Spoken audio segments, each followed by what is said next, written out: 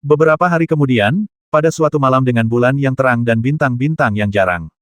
Di atas lembah yang dipenuhi aura ibel yang kuat, cahaya merah redup tiba-tiba melesat melintasi langit malam seperti meteor, mendarat di lembah, dan berubah menjadi seorang lelaki tua berjubah merah.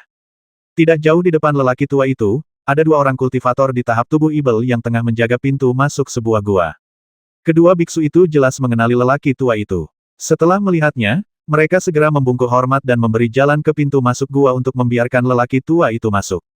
Orang tua itu mengangguk setuju kepada mereka dan kemudian berjalan masuk ke dalam gua.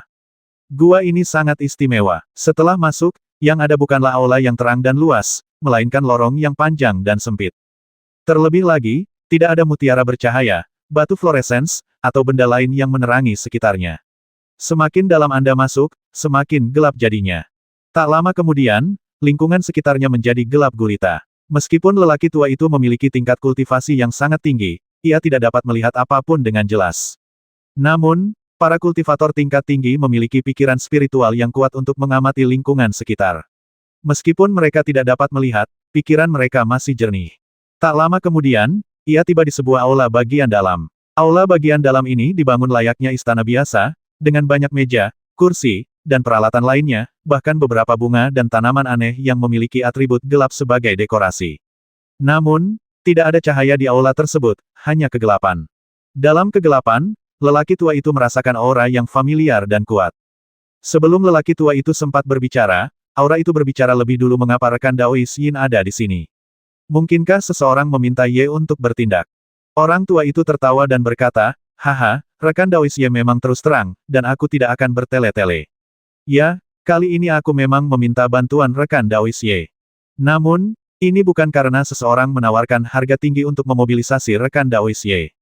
Melainkan, ini adalah niat beberapa tetua sekte kami untuk berdiskusi dan meminta rekan Daois Ye untuk membantu sekte kami. Tentu saja, imbalannya akan sama dengan saat Anda menjalankan misi ini. Jadi begitu, suara rekan Tao Ye terdengar dari kegelapan, namun tiba-tiba, suaranya datang dari arah lain, membuat lelaki tua itu merinding. Kekuatan magis sahabat Daois Ye semakin kuat.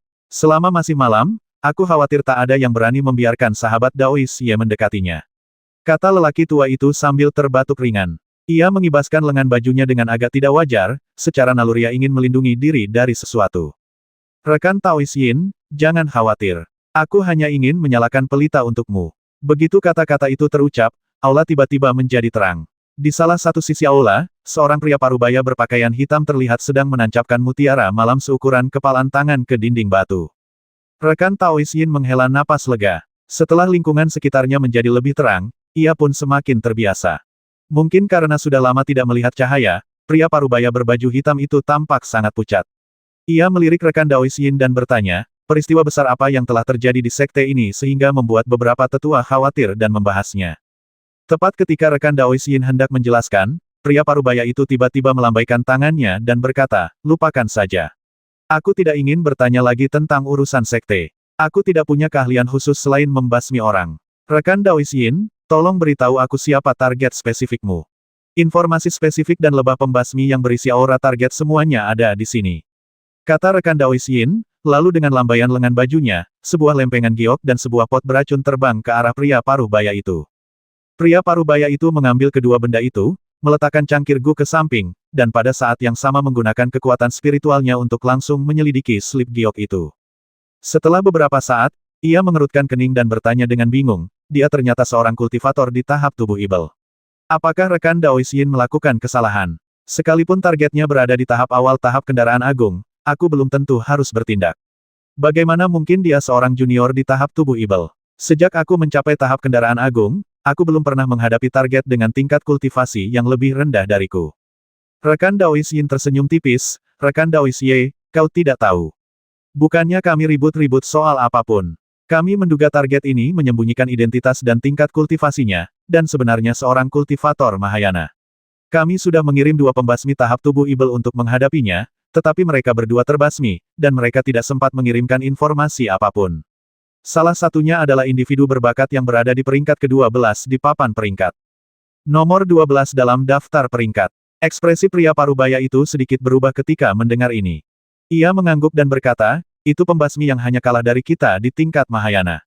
Bahkan jika orang seperti itu bertemu dengan seorang kultivator Mahayana, ia masih bisa bertarung dan bahkan melarikan diri dengan aman, sehingga tidak ada berita yang bisa disampaikan kembali. Sepertinya mereka ceroboh, atau kekuatan magis target mereka aneh dan terlalu kuat. Sungguh sangat mencurigakan. Rekan Daois Yin menyela, jadi, kami meminta rekan Daois Ye untuk bertindak. Cari tahu identitas targetnya. Jika kau yakin dia seorang kultivator Mahayana, laporkan kembali ke sekte dan kita akan membahasnya secara rinci. Jika dia benar-benar seorang kultivator tahap tubuh ibel, lalu apa yang harus kita lakukan padanya? Tanya pria paruh baya itu. Tidak perlu saya katakan lagi tentang ini. Saya yakin rekan Daois Ye akan memberikan penjelasan yang memuaskan kepada sekte. Kata rekan Daois Yin. Pria paruh baya itu merenung sejenak setelah mendengar ini, lalu berkata, "Yah, Ye belum bergerak untuk sekte ini selama bertahun-tahun. Tidak masuk akal atau logis untuk menolak permintaan rekan Daois Yin dan para tetua lainnya." Bagus sekali, seru rekan Tao Yin gembira ketika melihat pria paruh baya itu setuju. Raja Malam yang terkenal, peringkat ketiga dalam daftar pembasmi bayaran, akhirnya akan beraksi lagi. Aku juga sangat menantikannya. Kira-kira berapa lama waktu yang dibutuhkan rekan Tao Ye untuk menyelesaikan tugas ini? Dengan Killer Bee di sini, dia tidak akan punya tempat bersembunyi jika dia tidak punya metode misterius untuk mengisolasi napasnya sepenuhnya. Jadi, kalau tidak terjadi hal tak terduga, hanya butuh 3 hari, kata pria paruh baya itu. Kalau begitu, kami akan menunggu kabar baik dari rekan Daois Ye. Setelah rekan Daois Yin mengatakan ini, ia membungkuk dan berpamitan. Malam itu, di padang pasir yang terpencil dan tandus, Limuran duduk bersila di atas batu, bermeditasi dengan tenang dan menghirup energi vital dari langit dan bumi di sekitarnya. Malam membasahi tubuhnya, membentuk bayangan hitam samar. Seiring Limuran mengasah kemampuannya, bayangan hitam ini perlahan menyatu dengan malam di sekitarnya, seolah-olah Limuran menghilang dalam kegelapan malam. Bagi para penggarap yang kultivasinya rendah, apalagi yang jauh, kalau sampai mendarat di dekat batu ini, yang terlihat hanya batu terbuka sekilas, tidak bisa merasakan ada sosok manusia atau nafas manusia. Tiba-tiba, cahaya hitam merobek celah besar di langit malam, dan sesosok samar muncul darinya. Sosok itu adalah seorang pria paruh baya berpakaian hitam dan berkulit putih. Limuran terkejut. Ketika retakan itu muncul, ia segera menyingkirkan jurus-jurusnya dan memanggil pedang gelap. Setelah melihat sosok itu, hatinya mencelos. Aura orang itu tertahan, sederhana dan alami, serta tak terduga. Begitu indera keilahiannya mendeteksi lingkungan orang itu, auranya langsung ditolak oleh kekuatan isolasi yang tak terlihat. Mustahil bagi seorang kultivator di tahap tubuh ibel untuk memberi Limuran perasaan seperti itu, jadi meskipun pihak lain menekan auranya, Limuran tetap menduga bahwa pihak lain tersebut adalah master di tahap Mahayana. Limuran tahu dengan jelas di dalam hatinya bahwa selain para kultivator Sekte Tianzu, siapa lagi yang bisa langsung melakukan perjalanan melalui kehampaan untuk menemukan lokasi tepatnya. Senior, apakah Anda juga seorang kultivator dari Sekte Tianzu? Limuran mengerutkan kening dan bertanya, saya ingin tahu kebencian macam apa yang begitu dalam dan tak terdamaikan yang dimiliki junior ini terhadap Sekte Tianzu, yang telah berulang kali menghantui saya, bahkan sampai-sampai para master Mahayana pun menyerang saya. Tebakanmu benar, pria parubaya itu berkata dengan tenang, namun, ada satu hal yang salah. Sekte kami hanya peduli pada keuntungan, bukan dendam. Saya ingin tahu seberapa besar manfaat yang bisa membuat seorang kultivator Mahayana maju. Tanya Limuran. Manfaatnya luar biasa, kata pria paruh baya itu. Jadi, ketika saya menerima misi ini, saya agak penasaran. Pemuda seperti apa di tahap tubuh ibel yang benar-benar mengharuskan saya untuk bertindak sendiri. Setelah mengatakan itu, pria paruh baya itu menatap Limuran dan berkata dengan sedikit kecewa, mulai sekarang, tampaknya tubuh fisikmu telah dikultivasi dengan baik, tetapi tidak terlalu kuat.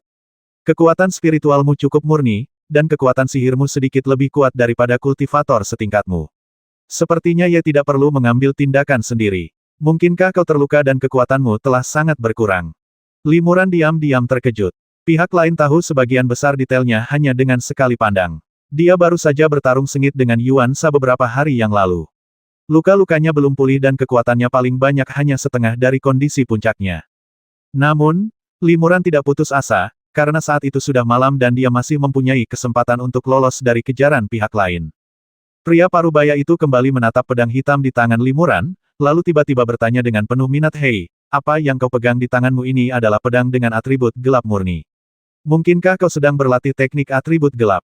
"Tepat sekali," kata Limuran, "aku masih junior, jadi tolong ajari aku teknik pedang atribut gelap." "Oke," pria parubaya itu tertegun, lalu langsung setuju. Limuran merasa lega. Lawan sepertinya meremehkannya. Mungkin ia bisa menggunakan teknik pedang tak terlihatnya untuk mengejutkan lawan dan membuatnya terluka atau kebingungan sejenak. Kemudian, ia bisa memanfaatkan kesempatan itu untuk menggunakan kekuatan sihir spasialnya dan melarikan diri. Jika kamu merapal mantra pemakan langit atau pelarian naga ibel tepat di depan seorang kultivator Mahayana, kamu pasti akan terganggu di tengah merapal, sehingga sulit untuk melarikan diri. Namun, jika kamu bisa menggunakan kekuatan magis langka untuk mengalihkan perhatian mereka, kamu mungkin punya peluang. Limuran memegang pedang tersembunyi di tangannya, membungkuk kepada pria parubaya dengan pedang di lengannya, dan kemudian melakukan tarian pedang. Teknik pedangnya dilakukan dengan cara yang agak aneh. Pedang hitam tak pernah lepas dari tangannya, dan tak ada energi pedang, cahaya pedang, atau kekuatan magis lain yang terpancar. Seolah-olah ia hanya memamerkan keahliannya, hanya dengan jurus pedang tanpa kekuatan, dan bahkan tanpa fluktuasi vitalitas. Pria parubaya itu memperhatikan ilmu pedang Limuran tanpa berkedip, dan tetap tenang. Limuran juga bingung. Seorang kultivator biasa akan merasa aneh dan terkejut melihat teknik pedang ini tanpa momentum, tetapi pria parubaya ini tidak bereaksi sama sekali, dan dia tidak tahu apakah dia benar-benar melihat misteri di dalamnya. Pedang hitam itu tidak dikenal karena kekuatannya, dan Limuran tampaknya tidak menggunakan banyak mana, yang membuatnya lebih mudah membingungkan lawan. Dalam keheningan, benang-benang pedang atribut gelap yang tak terlihat perlahan mendekati pria parubaya itu dan mengelilinginya dari semua sisi. Tiba-tiba, teknik pedang Limuran berubah, dan ujung pedang bergetar dan menunjuk langsung ke pria parubaya itu. Pada saat ini, benang-benang pedang tak kasat mata itu dengan cepat mengepung dan menebas lelaki parubaya itu. Pedang itu begitu tajam dan terjadi begitu tiba-tiba sehingga memotong tubuh lelaki parubaya itu menjadi potongan-potongan yang tak terhitung jumlahnya hanya dalam sekali tebas. Limuran tercengang. Bagaimana mungkin seorang kultivator Mahayana bisa dibasmi tanpa perlawanan, bahkan jika dia tidak menemukan misteri pedang hitam. Benar saja, tak ada darah yang mengalir keluar dari tubuh pria parubaya yang hancur itu.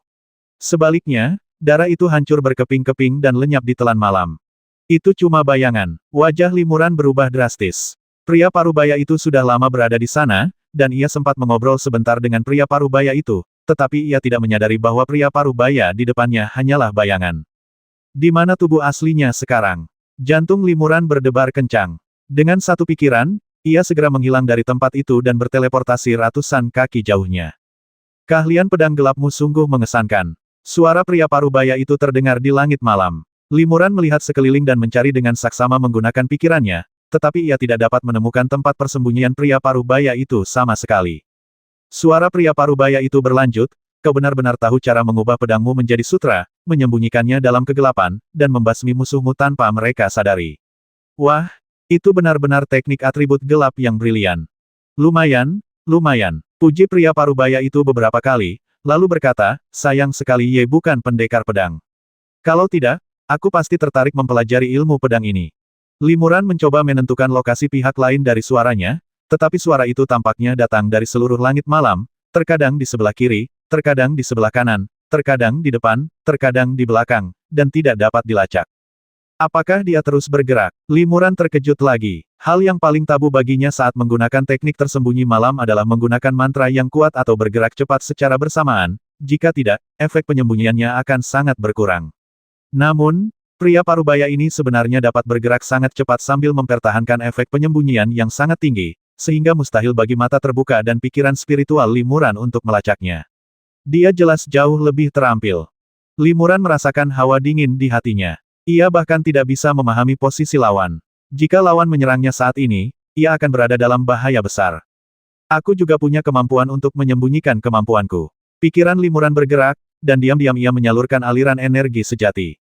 Tiba-tiba, cahaya hitam memancar dari tubuhnya, menyelimutinya. Kemudian, ia menyatu dengan malam di sekitarnya, menghilang tanpa jejak, bahkan napasnya pun tersembunyi.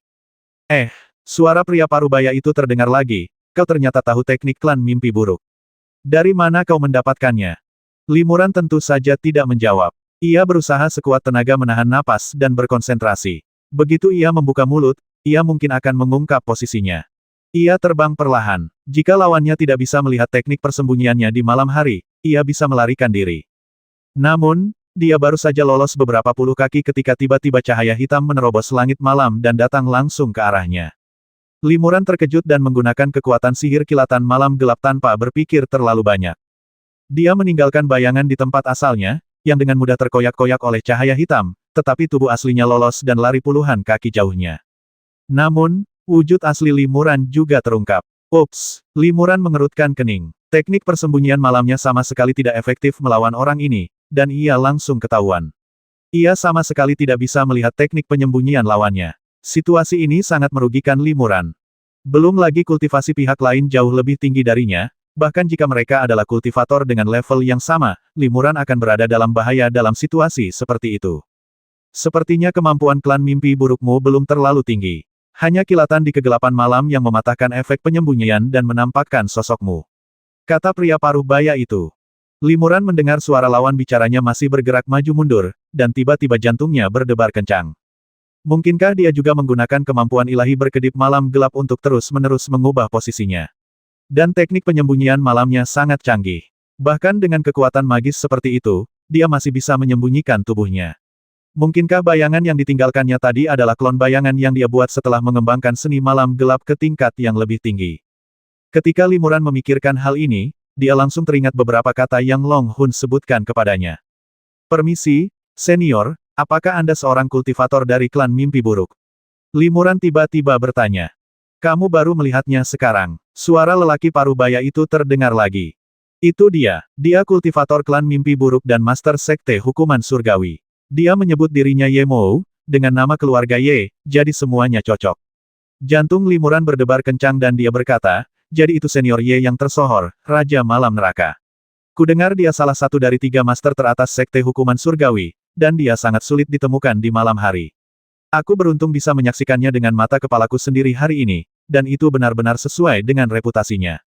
Di suatu tempat di langit malam, bayangan hitam berkelebat beberapa kali, lalu muncul sosok seorang pria parubaya.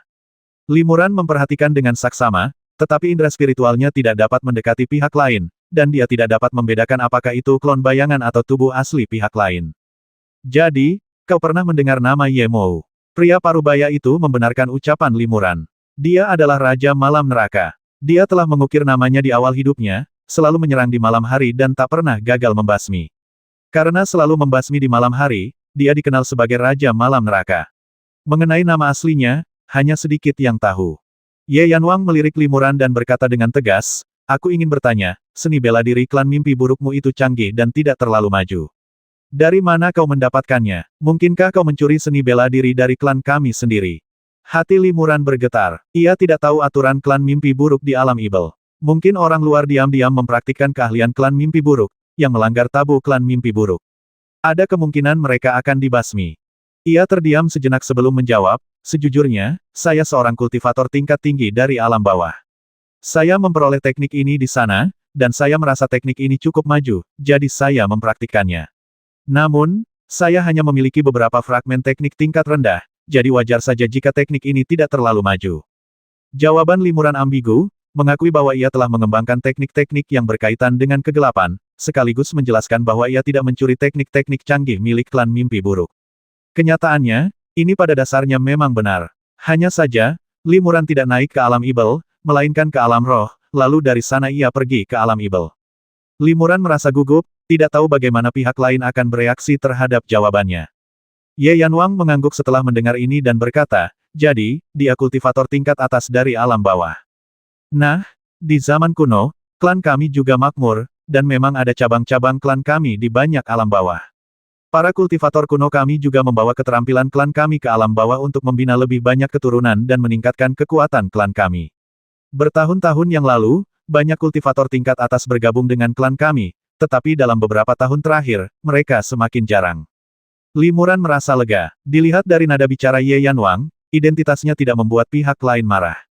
Ye Yanwang melanjutkan, karena kau adalah seorang kultivator dari alam bawah yang telah mempraktikkan teknik klan kami, kau adalah separuh anggota klan kami.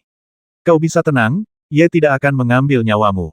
Limuran terkejut sekaligus gembira saat mendengar ini senior, apakah Anda serius?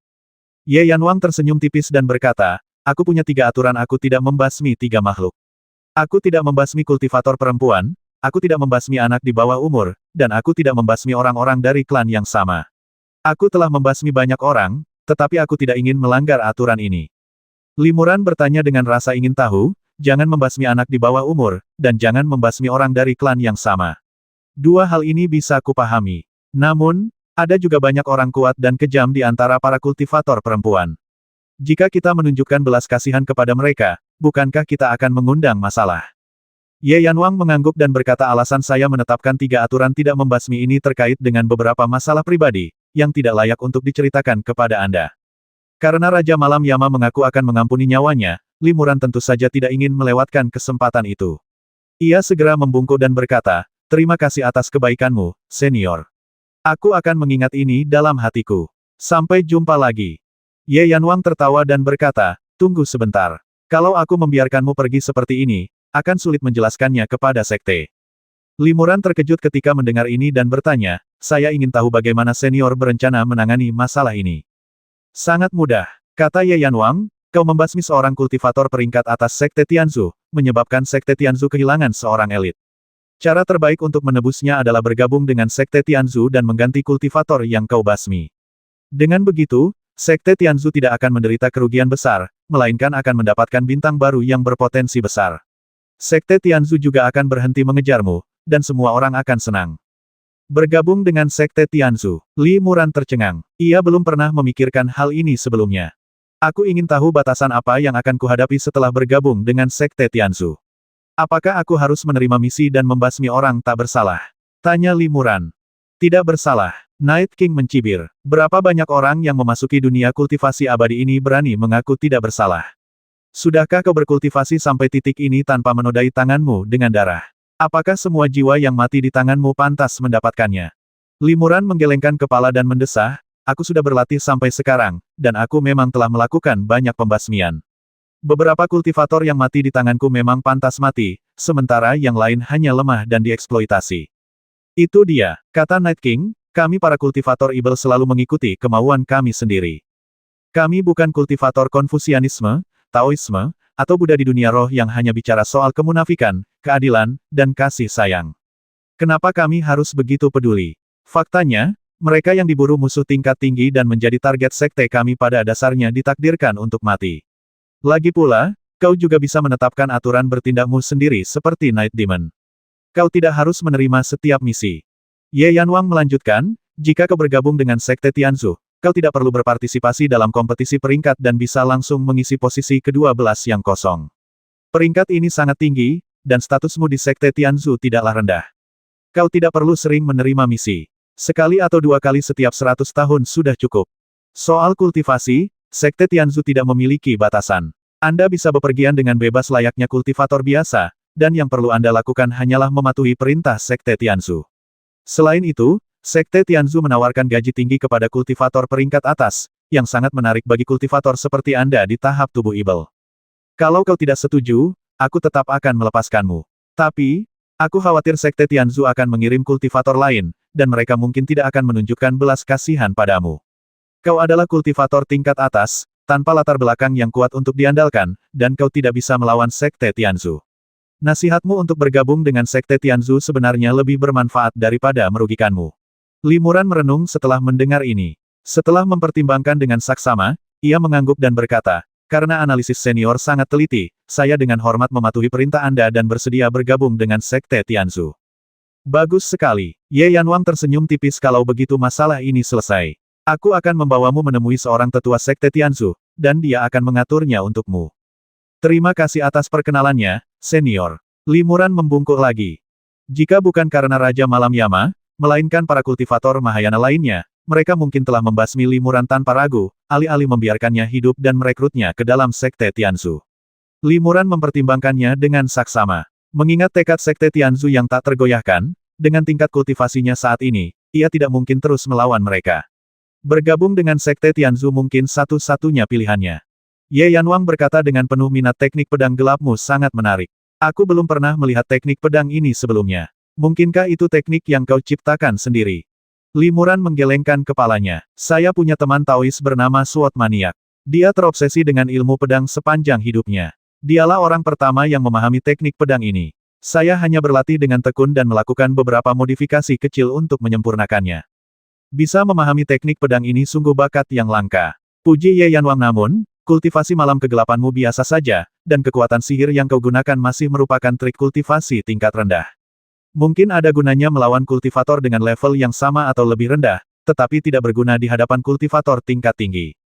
Seperti kata senior, kemampuanku terbatas, jadi wajar saja kalau aku hanya bisa menggunakan kekuatan sihir tingkat rendah, kata Limuran sambil tersenyum kecut. Mata Ye Yanwang menyipit dan dia bertanya, apakah kamu menginginkan teknik malam gelap tingkat lanjut? Hati Limuran tergerak, dan ia menjawab tanpa ragu tentu saja aku menginginkannya. Selama bertahun-tahun, aku telah menderita karena kurangnya keterampilan tingkat tinggi, dan kekuatan sihir atribut gelapku telah mandek. Raja Mimpi Buruk berkata, menurut aturan klan kami, para kultivator tingkat lanjut yang mempraktikkan teknik klan kami berhak bergabung dengan klan kami, menjadi kultivator kami, dan memperoleh teknik tingkat tinggi. Namun, untuk bergabung dengan klan kami harus menyelesaikan serangkaian ritual yang rumit dan tidak berguna. Saya sudah meninggalkan klan Mimpi Buruk, jadi tidak perlu lagi menghadapi birokrasi ini. Ye Yanwang menatap Limuran tanpa berkedip dan berkata, selama kamu menyetujui satu syaratku, aku akan menerimamu sebagai anggota klan atas nama klan kami dan mengajarimu keterampilan tingkat lanjut. Apa saja syaratnya? Tanya Limuran penuh semangat. Ye Yanwang berkata dengan tegas, dalam keadaan apapun, kalian tidak boleh membahayakan nyawa klan Mimpi Buruk. Ini juga aturan ketiga dari 3 aturan Ye untuk tidak membasmi orang dari klan kalian sendiri. Dalam keadaan apapun kau tidak akan membasmi orang dari klanmu sendiri. Limuran sedikit mengernyit. Jika seseorang dari klanmu ingin membasmiku, tidak bisakah aku menolak? Kalau begitu, kau harus mengungkapnya dan melaporkannya kepada anggota suku lainnya, atau menghindari pertempuran. Singkatnya, kau tidak bisa membasmi orang-orang dari suku yang sama secara diam-diam dengan alasan apapun. Bisakah kau melakukannya? Tanya Ye Yanwang lagi dengan nada serius. Limuran terdiam sejenak. Ia merenung cukup lama, lalu mengangguk junior setuju. Ini adalah kesempatan sempurna untuk mendapatkan teknik malam gelap tingkat tinggi, dan mungkin itu satu-satunya kesempatannya. Limuran tidak ingin melewatkannya. Meskipun persyaratan yang diajukan oleh Raja Malam cukup berat, ia tidak punya pilihan selain menyetujuinya. Paling buruknya, aku bisa mencoba untuk tidak menghubungi anggota Night Maw di masa mendatang. Selama aku tidak menghubungi mereka, mereka tidak akan mengincarku, dan aku tidak perlu menyakiti mereka. Aku ingin tahu kutukan darah atau sumpah jiwa macam apa yang harus kuucapkan. Tanya Limuran. Ye Yanwang melambaikan tangannya dan berkata sambil tersenyum, buat apa repot-repot. Kata-katamu saja sudah cukup. Jika kau bertekad mengingkari janjimu, kutukan darah atau sumpah jiwa apapun bisa dibatalkan, dan itu tidak akan cukup untuk membatasimu. Jika kau menepati janjimu, kau akan menepatinya meskipun tidak ada batasan. Namun, karena akulah yang memperkenalkanmu ke klan, aku punya tanggung jawab tertentu terhadapmu. Jika kau mengingkari janjimu di masa depan dan membasmi anggota klanmu sendiri, aku akan menangkap dan membasmimu secara pribadi, dan aku tidak akan pernah menyerah. Ya, saya mengerti. Limuran menyetujui dengan sungguh-sungguh. Ye Yanwang tersenyum tipis dan berkata dengan lantang, oke. Mulai sekarang, kau adalah anggota klan Mimpi Buruk. Kau bukan lagi kultivator tingkat atas yang tak berdaya di alam ibel. Jika kau menghadapi bahaya, klan kami akan melindungimu. Meskipun klan kami tidak lagi sejaya dulu, kami tidak akan pernah menindas siapapun dan tidak akan membiarkan anggota klan kami ditindas atau dihina. Ye Yanwang mengeluarkan sepotong batu giok hitam seukuran telapak tangan dari tangannya dan bertanya pada Limuran, siapa namamu? Junior Limuran. Limuran menjawab. Raja Mimpi Buruk mengukir huruf Li pada batu giok hitam dan melemparkannya kepada Limuran ini token identitas klan Mimpi Burukmu. Jika perlu, kau bisa menunjukkan token ini untuk mengetahui bahwa kau adalah anggota klan kami. Mengenai identitasmu, aku akan mencoba melaporkannya kepada para tetua klan. Ya, terima kasih, senior. Limuran mengambil token itu dan melihatnya dengan saksama. Jangan khawatir, rekan Daois Li, token ini tidak mengandung jejak apapun. Ye Yanwang tersenyum tipis. Limuran tersenyum canggung dan menyimpan token itu. Ini adalah teknik bela diri tingkat tinggi klan kami, yang dapat dipraktikkan hingga masa kesengsaraan. Apakah kau bisa menyelesaikan latihan ini dan tingkat apa yang bisa kau capai tergantung pada keberuntunganmu sendiri. Saat Ye Yanwang mengatakan ini, cahaya hitam tiba-tiba melesat dari antara alisnya dan mengenai Limuran. Limuran tetap tak bergerak saat ia menerima cahaya hitam itu dan membiarkannya memasuki tubuhnya. Ia segera menyadari bahwa itu adalah pikiran ilahi yang penuh dengan informasi kompleks, bukan sarana serangan. Terlebih lagi, dengan kekuatan magis Limuran seperti Pantom, bahkan jika lawan menggunakan cara spiritual untuk menghadapinya, dia dapat menyelesaikannya sepenuhnya. Benar saja, setelah cahaya hitam memasuki tubuhnya, Limuran langsung merasakan sejumlah besar informasi grafis yang kompleks. Setelah penyelidikan singkat, Ia menemukan bahwa itu memang teknik sutra malam gelap tingkat tinggi yang telah ia pikirkan siang dan malam. Terima kasih, senior. Limuran sangat gembira. Ia tidak menyangka akan mendapatkan teknik bela diri ini dari seorang master sekte Tianzu. Senior, kau mewariskan keahlian itu kepadaku dengan begitu mudahnya. Apa kau tidak takut aku akan mewariskannya kepada orang lain?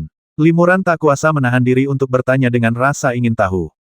Ye Yanwang tersenyum dan berkata, keahlian sekte kami telah diwariskan selama bertahun-tahun dan tidak terlalu rahasia. Mungkin banyak orang luar di dunia ibel telah menguasai keahlian tingkat tinggi kami. Namun, persyaratan untuk keahlian kami sangat khusus. Hanya mereka yang memiliki atribut cahaya ilahi yang sama yang dapat mempraktikkannya.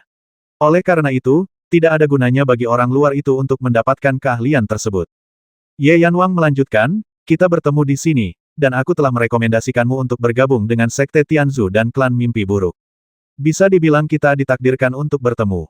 Karena kau telah menunjukkan teknik pedang kegelapan kepadaku, aku juga akan menunjukkan kepadamu kekuatan sihir tingkat tinggi klanku. Adapun seberapa banyak yang bisa kau pahami darinya, itu tergantung pada bakat dan pemahamanmu sendiri. Setelah mengatakan itu, Raja Malam menunjukkan satu demi satu kekuatan magis luar biasa dari klan mimpi buruk. Limuran tentu saja memperhatikan tanpa berkedip, namun, banyak kekuatan magis klan mimpi buruk yang menyatu dengan malam di sekitarnya. Jika bukan karena bimbingan Raja Malam, Limuran tidak akan bisa melihatnya sama sekali. Limuran terpesona oleh apa yang dilihatnya. Ia bukan anggota klan mimpi buruk, tetapi ia memiliki banyak keterampilan tingkat tinggi. Namun, setelah melihat kekuatan magis klan mimpi buruk yang dahsyat ini, ia diam-diam bertekad untuk tidak menyerah berlatih sutra malam gelap di masa depan. Dengan keahlian yang dimilikinya, jika dia dapat berkultivasi hingga setengah level Raja Malam Neraka, dia setidaknya dapat memastikan bahwa dia dapat melindungi dirinya sendiri di malam hari. Baru pada saat malam berakhir dan fajar tiba, Night King mengasah kemampuannya. Bagaimana? Ye Yanwang tersenyum kecil. Aku sangat mengagumimu. Kuharap suatu hari nanti, aku juga bisa berlatih teknik malam gelap sampai tingkat ini. Puji Limuran tulus. Klan kita sudah tidak seperti dulu lagi, dan orang-orang berbakat semakin berkurang. Aku juga berharap teknik malam gelap dapat diteruskan ke tangan lebih banyak kultivator potensial. Ye Yanwang mendesah. Saat matahari keemasan gelap hendak terbit, Night King mengeluarkan jubah hitam dan mengenakannya di kepalanya untuk menghalangi sinar matahari. Limuran tahu bahwa orang-orang mimpi buruk murni telah hidup dalam kegelapan selama beberapa generasi dan tidak menyukai sinar matahari, seperti halnya seorang kultivator yang mempraktikkan teknik yang dikaitkan dengan es dan tidak ingin tinggal di dekat gunung berapi yang menyala terlalu lama. Keduanya hendak pergi ketika tiba-tiba, guntur menggelegar di langit, dan retakan miring panjang muncul di udara. Dua sosok melesat keluar dari retakan itu, satu di depan dan satu di belakang. Dua orang yang datang itu, satu tua dan satu muda. Pria tua itu berwatak elegan dan mengenakan jubah hijau. Pria muda itu tampak seukuran Limuran, dan mengenakan pakaian mewah. Jelas sekali bahwa ia adalah anak dari keluarga kaya. Itu pasti orangnya. Setelah pemuda dari keluarga bangsawan itu muncul, dia langsung melihat Limuran dan menunjuknya. Limuran mengerutkan kening, dia memperhatikan bahwa lelaki tua itu juga memegang cangkir Gu di tangannya. Lebah pembasmi sekte kita, Ye Yanwang segera mengenali asal-usul Gu Song. Ia bertanya dengan tenang, dari mana asal-usul kalian, rekan-rekan Tao? Mengapa kalian memiliki lebah pembasmi dari sekte Tianzu? Lelaki tua itu tersenyum tipis dan berkata, nama belakang saya Mian. Karena saya suka memamerkan pengetahuan budaya saya, rekan-rekan Taois saya sering memanggil saya awam. Mengenai lebah pembasmi ini, asalkan Anda mampu membelinya, Anda bisa membelinya. Jadi, Biksu Mian dari Pegunungan Emas Ibel. Night King mengangguk. Lagi pula, orang itu adalah seorang kultivator Mahayana, dan dia tahu sedikit namanya. Ini pasti Raja Malam yang terkenal. Pria tua itu membungkuk kepada Raja Malam. Ia bahkan bisa mengenali identitas Raja Malam sekilas dan sepertinya tahu cukup banyak tentangnya. Hanya ada 10 pembasmi Mahayana di sekte Tianzu. Masing-masing terkenal dan memiliki karakteristik uniknya sendiri. Ye Yanwang, yang termasuk dalam 3 besar, tentu saja sangat terkenal. Jadi, meskipun ia jarang bepergian, Mian Jushi, yang tinggal di Pegunungan Emas Ibel yang terpencil, telah menebak identitasnya. Ini Ye, aku ingin tahu apakah Tuan Mian punya saran untukku. Tanya Raja Neraka Ye. Tuan Mian menunjuk Limuran dan berkata, sejujurnya, saya pernah meminta sekte Anda untuk membasmi pemuda ini. Namun, kekuatan magis pemuda ini aneh, dan sekte Anda gagal 2 kali berturut-turut. Anda mengembalikan uang jaminan saya dan membatalkan komisi tersebut. Putra saya terpaksa menceritakan masalah ini kepada saya, jadi saya harus pergi ke sana sendiri. Masalah ini merupakan dendam antara keluarga Mian saya dan pemuda ini. Saya mohon kepada rekan Daois Ye dan Sekte Tianzu untuk berbelas kasih dan mengizinkan saya menyelesaikan masalah ini secara langsung. Jadi, keluarga Mianlah yang menugaskan Sekte Tianzu untuk berurusan denganku. Limuran mengerutkan kening. Para kultivator yang menghalangiku di luar gua keluarga Sun kemungkinan besar adalah kultivator dari keluarga Mian. Aneh, keluarga Mian jelas-jelas dipimpin oleh seorang kultivator Mahayana. Lalu, mengapa mereka mempercayakan Sekte Tianzu untuk bertindak, dan baru sekarang mereka bertindak sendiri? Limuran bingung. Yang tidak diketahui Limuran adalah bahwa putra kedua keluarga Mian tidak mau memberitahu ayahnya tentang tanda ibel surgawi. Jika ayahnya tahu, bahkan jika ia berhasil membasmi Limuran dan mendapatkan tanda ibel surgawi, ia mungkin tidak akan membiarkannya berkultivasi. Biasanya, Tuan Mian lebih mempercayai dan menghormati putra sulungnya. Jika ia bertindak, kemungkinan besar ia akan mentransfer tanda ibel surgawi kepada putra sulungnya, sehingga ia dapat berkultivasi. Oleh karena itu, putra kedua keluarga Mian tidak langsung memberitahu ayahnya tentang hal ini, dan baru memberitahunya ketika ia benar-benar putus asa. Mengenai apakah ayahnya akan memberinya tanda ibel surgawi untuk dipraktikkan, ia juga ragu-ragu. Ye Yanwang tersenyum tipis dan berkata, jika Tuan Mian menemukan rekan Daois Li ini sehari yang lalu, saya dan Sekte Tianzu tentu tidak akan turun tangan. Namun, banyak hal terjadi hari itu. Sekarang rekan Daois Li adalah seorang kultivator Sekte Tianzu, bagaimana mungkin saya, sebagai salah satu tetua Sekte Tianzu, menyerahkannya kepada Tuan Mian untuk dibuang? Dia bergabung dengan Sekte Tianzu. Tuan Mian mengerutkan kening dan menatap Limuran dengan dingin. Setelah beberapa saat, Mian Jushi berkata, setahu saya, Sekte Tianzu selalu punya aturan. Jika pasukan lain secara tidak sengaja membasmi seorang pembasmi yang dikirim oleh Sekte Tianzu, jika mereka ingin menyelesaikan masalah ini, mereka bisa memberikan sejumlah besar harta sebagai kompensasi. Sejak saat itu, mereka akan terbebas dari semua dendam dengan Sekte Tianzu dan tidak akan diburu oleh Sekte Tianzu. Hari ini, keluarga Mian saya secara tidak sengaja membasmi pemuda ini. Mengenai berapa banyak kompensasi yang harus kami bayarkan kepada sekte Anda setelahnya, keluarga Mian saya pasti akan membayar banyak. Ye Yanwang mendengus dingin dan berkata, memang ada aturan seperti itu. Tapi, aturan itu hanya berlaku untuk pembasmi biasa. Jika seorang pembasmi di 20 besar terbasmi, Sekte Tianzu pasti akan menyelidikinya sampai tuntas. Dan rekan Taois Li ini telah menyingkirkan kultivator yang awalnya berada di peringkat ke-12 dalam daftar Sekte Tianzu dan menggantikannya, jadi dia adalah pembasmi peringkat ke-12 Sekte Tianzu. Sekte Tianzu selalu menghargai bakat-bakat baru dan kekuatan elit. Rekan Daois Li adalah salah satu kultivator terbaik di tahap tubuh ibel Sekte Tianzu. Hidup dan matinya tidak dapat ditentukan oleh satu kristal ajaib pun. Wajah Mian Jushi menjadi muram, dan dia berkata dengan nada kesal, Ye Yanwang selalu membela anak ini. Apa dia benar-benar harus turun tangan dalam masalah ini hari ini? Ye Yanwang menjawab dengan tenang tanpa emosi benar. Kilatan amarah melintas di mata Mian, seorang penganut Buddha Lai. Ia menahan amarahnya dan berkata dengan dingin, sudah lama ku dengar bahwa Raja Malam Yama memiliki kekuatan magis yang luar biasa. Bertahun-tahun yang lalu, ia menyerang para kultivator Mahayana beberapa kali, dan tak pernah gagal. Bahkan seorang kultivator di tingkat menengah Mahayana pun tewas di tangan Raja Malam Yama. Kalau malam hari, aku pasti takkan mampu menandingi Raja Malam. Namun, sekarang fajar menyingsing, matahari mulai terbit.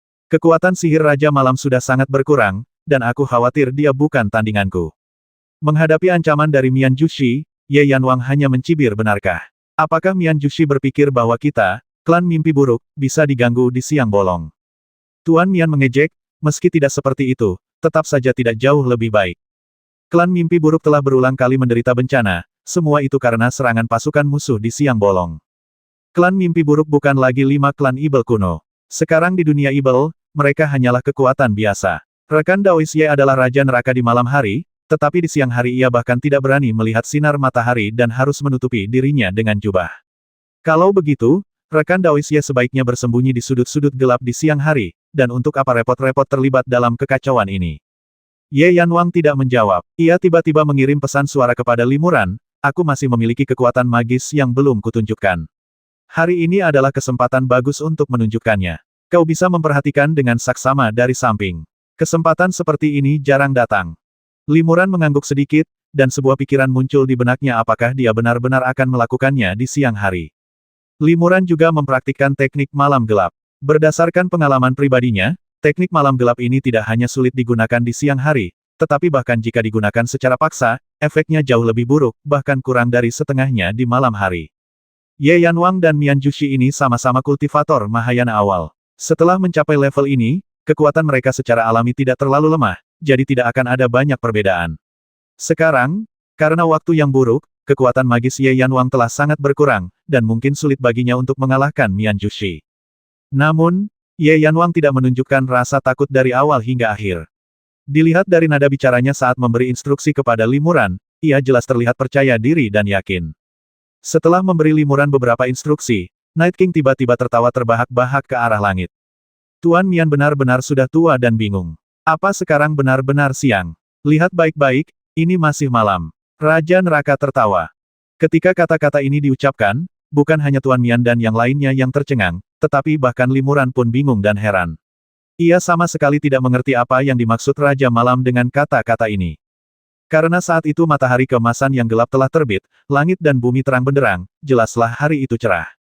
Namun, tepat setelah Ye Yanwang selesai mengatakan ini, tiba-tiba gelombang kekuatan sihir yang dahsyat keluar dari tubuhnya, bercampur dengan energi langit dan bumi di sekitarnya, membentuk bercak-bercak energi ibel berwarna abu-abu kehitaman.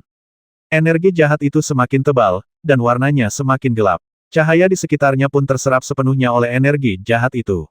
Dalam sekejap, langit dan bumi dalam radius puluhan mil menjadi gelap. Bahkan matahari yang tinggi di langit pun tertutup sepenuhnya oleh awan-awan ibel, menghalangi sinar matahari menembusnya. Li Muran terkejut. Saat langit di sekitarnya menggelap, ia samar-samar merasakan aura langit dan bumi di sekitarnya seolah mengalami perubahan misterius. Bersamaan dengan perubahan ini, cahaya suci dari lubang leluhurnya tiba-tiba menjadi sangat terang, pertanda malam telah tiba. Ini bukan sekadar menyerap cahaya ini langsung mengubah lingkungan sekitar menjadi malam yang sesungguhnya. Limuran terkejut sekaligus gembira. Mungkinkah ini kekuatan hukum legendaris? Ternyata setelah mengolah seni malam gelap hingga tingkat Mahayana, kekuatan atribut gelap hukum yang dipahami benar-benar dapat mengubah siang hari menjadi malam. Dengan cara ini, kelemahan terbesar seni malam gelap terpecahkan. Wajah Tuan Mian berubah drastis. Ia hanya berkonsentrasi sejenak untuk mengidentifikasi kekuatan magis lawannya, dan tiba-tiba suasana berubah menjadi gelap gulita. Di tengah kegelapan malam, Sang Raja Malam mencibir, dan sosoknya tiba-tiba berubah menjadi bayangan hitam samar, menyatu dengan malam di sekitarnya, lalu menghilang sepenuhnya. Tuan Mian buru-buru menangkupkan kedua tangannya dan menamparkan dirinya sendiri. Tak terhitung rune misterius berwarna emas gelap tiba-tiba muncul dari permukaan tubuhnya, dan lapisan baju besi berwarna emas gelap pun muncul, melindunginya dengan erat. Cahaya pola-pola sihir bersinar terang pada baju sirah itu. Cahaya pola-pola sihir ini tidak tertelan oleh kegelapan di sekitarnya. Berdasarkan hal ini saja, Li Muran menyimpulkan bahwa baju sirah ini memiliki asal-usul yang agung dan pasti memiliki kemampuan pertahanan yang luar biasa. Pada saat ini, tiba-tiba terdengar jeritan, dan sebuah lubang seukuran kepalan tangan entah kenapa tertusuk di dantian putra kedua keluarga Mian. Dantiannya hancur terlalu tiba-tiba, dan ia tak punya waktu untuk menyelamatkan jiwanya. Ia mati tanpa napas tersisa. Limuran samar-samar melihat bahwa yang menyerang Tuan Muda kedua adalah paku hitam pendek sekitar 3 inci. Tuan Muda kedua juga memiliki senjata sihir pertahanan untuk melindungi tubuhnya, tetapi langsung tertusuk oleh paku pendek itu. Mendengar kabar putranya sendiri terbasmi, Tuan Mian terkejut dan marah, tetapi ia tak berani lengah. Ia hanya bisa melindungi sekelilingnya dengan sekuat tenaga, karena ia tak mampu mendeteksi keberadaan Night King, baik dengan mata terbuka maupun indera spiritualnya. Bahkan Limuran menghilang secara misterius di bawah deteksi indera spiritual Guru Mian. Ia tidak tahu di mana musuh berada. Dalam situasi ini, ia tidak punya pilihan lain selain membela diri sekuat tenaga. Sekalipun ia memiliki kekuatan supernatural, akan sulit baginya untuk menggunakannya saat ini. Tuan Mian mengeluarkan pedang panjang berwarna emas gelap dan mengumpulkan seluruh kekuatan sihirnya untuk menebasnya ke langit. Kilatan cahaya pedang yang cemerlang membelah awan jahat di atas, dan seberkas sinar matahari pun menerobos masuk. Akan tetapi, cahaya ini segera ditelan oleh kegelapan di sekitarnya, lalu awan jahat itu pun mengembun menjadi satu, menghalangi semua sinar matahari. Tuan Mian mengangkat pedangnya dan menebas dengan ganas. Cahaya pedang merobek kehampaan. Setelah ledakan tebasan yang ganas, awan jahat itu akhirnya hancur, dan sekitarnya segera menjadi terang kembali. Namun, ketika langit dan bumi menjadi cerah kembali, Tuan Mian menemukan bahwa ia tidak dapat menemukan sosok Ye Yanwang dan Limuran. Otang pembawa sial, Tuan Mian murka. Ia tak menyangka setelah menggunakan kekuatan magis sekuat ini untuk membasmi putranya sendiri, Raja Malam malah bisa langsung kabur. Dia buru-buru mengeluarkan lebah pembasmi dan merasakan napas Limuran. Dia benar-benar lolos sejauh ini. Tuan Mian mengerutkan kening. Ia tidak repot-repot membersihkan jasad Tuan Muda kedua. Ia hanya menggerakkan lengan bajunya dengan santai dan memasukkan jasad itu ke dalam gudang. Kemudian, ia segera membelah celah di ruang hampa dan bergerak melaluinya. Di atas gurun yang luas, dua bayangan hitam tiba-tiba menerobos celah kehampaan dan melesat keluar. Mereka adalah Ye Yanwang dan Li Muran. Tempat ini sangat dekat dengan markas Sekte Tianzu. Bahkan jika Tuan Mian tahu kau di sini, dia tidak akan pernah berani mengejarmu. Kata Ye Yanwang. Mengapa senior Ye tidak menyerang Tuan Mian secara diam-diam tadi? Tanya Li Muran. Ye Yanwang mendesah pelan dan berkata, mengubah siang menjadi malam adalah kekuatan magis setingkat kekuatan hukum. Lagi pula, aku hanyalah seorang kultivator Mahayana tingkat awal dan baru menyentuh permukaannya. Meskipun aku bisa menunjukkan kekuatan magis ini untuk sementara waktu, itu tidak akan bertahan lama. Lagi pula, kegelapan yang tercipta mungkin bisa langsung dipatahkan oleh kultivator lain dengan cara yang ampuh. Helm bermotif emas milik orang itu adalah harta karun pertahanan yang terkenal dan sulit dihancurkan dalam waktu singkat. Jika malam hari, aku bisa menyiksanya perlahan hingga ia menunjukkan kelemahannya, lalu memberinya pukulan mematikan. Tapi di siang hari, aku khawatir kegelapan yang diciptakan Ye akan pecah sebelum dia menunjukkan kelemahannya. Jadi, lebih baik kita pergi dulu dan tidak terlibat dengannya. Singkatnya, kita para biksu klan mimpi buruk harus lebih berhati-hati di siang hari. Ya, Li Muran mengangguk. Ada alasan lain. Ye Yanwang menambahkan sambil tersenyum tipis, kalau aku benar-benar ingin membasmi Tuan Mian dengan paksa tadi, itu bukan hal yang mustahil. Tapi aku juga akan menghabiskan banyak energi sejati, kekuatan sihir, dan beberapa harta karunku, dan aku bahkan mungkin terluka. Kita adalah pembasmi dari Sekte Tianzu. Tidak ada yang pernah membayar mahal untuk nyawa Tuan Mian, jadi kenapa harus membuang-buang energi untuknya? Lebih baik kurangi hal-hal yang tidak bermanfaat bagimu. Jika Tuan Mian menjadi target di masa depan, aku tentu akan mengambil inisiatif untuk mengambil alih tugas itu dan memahami dendam ini. Benar saja, meskipun keduanya tidak terbang cepat, mereka tetap tidak melihat Mian Laiman mengejar mereka. Sepertinya Mian Laiman hanyalah seorang kultivator Mahayana awal. Beraninya ia secara terbuka menentang Sekte Tianzu dan menyusup ke dekat markas Sekte Tianzu. Tak lama kemudian, Ye Yanwang membawa Li Muran ke sebuah cekungan yang dikelilingi pegunungan tinggi. Mungkin karena medannya yang istimewa, energi ibel yang tersimpan di cekungan tersebut terhalang oleh pegunungan di sekitarnya, sehingga membuatnya sangat padat. Di cekungan itu, sebuah istana megah membentang di area yang luas, konstruksinya cukup megah. Namun, bangunan megah dan megah merupakan hal yang umum di dunia budidaya abadi, sehingga istana ini tidak terlalu mengesankan jika dibandingkan. Ini adalah Paviliun Tianzu, dan juga markas besar Sekte Tianzu, kata Ye Yanwang. Li Muran menghirup energi vital langit dan bumi dan memuji dalam hati. Tempat ini pasti mengandung jurang ibel berkualitas tinggi yang memancarkan energi ibel yang begitu murni dan kaya. Li Muran berpikir dalam hati, ini tempat yang sangat baik untuk berkultivasi. Li Muran bertanya dengan rasa ingin tahu, umumnya, benteng utama sebuah sekte akan memiliki formasi ketat yang melindungi gunung. Bagaimana mungkin kita bisa dengan mudah mencapai bagian luar Paviliun Tianzu tanpa menemui batasan apapun? Karena tidak ada kekuatan di dunia ibel yang berani melancarkan serangan mendadak terhadap Sekte Tianzu. Ye Yanwang berkata dengan tegas, karena tidak ada yang menyerang kita, mengapa repot-repot membentuk formasi penindas gunung? Li Muran terkejut ketika mendengar ini. Ia bertanya-tanya seberapa yakin Sekte Tianzu bisa membuat pengaturan seperti itu. Ada banyak orang kuat di dunia ibel, dan ada juga beberapa naga tersembunyi dan harimau berjongkok. Meskipun Sekte Tianzu kuat, aku khawatir itu tidak cukup untuk menutupi langit dengan satu tangan. Kata Li Muran ragu-ragu. Ye Yanwang menggelengkan kepalanya dan berbisik, tokoh-tokoh besar dan kekuatan besar yang kau sebutkan kemungkinan besar adalah dalang sebenarnya di balik Sekte Tianzu. Para tetua senior Dewan Tetua Sekte Tianzu kemungkinan besar mewakili kepentingan mereka. Karena mereka semua berada dalam kelompok yang sama, mengapa mereka harus merugikan Sekte Tianzu? Dengan statusmu saat ini, kau tidak perlu terlalu memperhatikan hal-hal ini. Semakin lama kau tinggal di Sekte Tianzu, kau secara alami akan berhubungan dengan mereka. Ya, Li Muran mengangguk dan tidak bertanya lagi. Rekan Taois Li, kata Ye Yanwang dengan sungguh-sungguh, raut wajahnya tiba-tiba berubah, begitu kau memasuki Paviliun Tianzu, tak ada jalan untuk kembali. Satu hal yang harus kukatakan padamu, jangan pernah melawan Sekte Tianzu. Juga, sebaiknya jangan ungkapkan identitasmu sebagai setengah mimpi buruk. Semakin banyak orang lain tahu tentangmu, semakin mengerikan cara yang akan mereka gunakan untuk melawanmu di masa depan. Saya mengerti, terima kasih atas bimbingan Anda. Li Muran mengangguk. Ye Yanwang menambahkan, di Sekte Tianzu, para pembasmi tidak perlu menggunakan nama asli mereka, mereka hanya perlu nama sandi. Sama seperti Ye Yanwang milik Ye, itu hanya nama sandi. Rekan Daois Li mungkin juga perlu memberi diri Anda nama sandi. Sebagian besar nama sandi kultivator Sekte Tianzu mengandung konotasi yang kuat dan menyeramkan. Begitu reputasi mereka menyebar, mereka akan cukup untuk menakuti orang lain.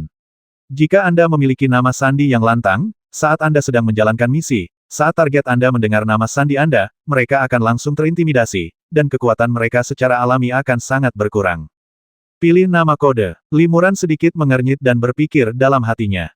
Dia tidak punya bakat untuk itu. Bahkan jika sesekali perlu menggunakan nama samaran, dia biasanya menyebut dirinya Zhao Wuming alih-alih memilih nama lain.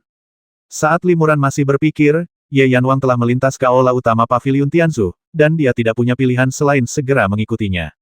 Aula ini tidak dijaga, hanya ada 2 penjaga di tahap awal tubuh Ibel yang menunggu di sana. Raja Malam mengeluarkan sebuah token dan melambaikannya di depan kedua penjaga itu.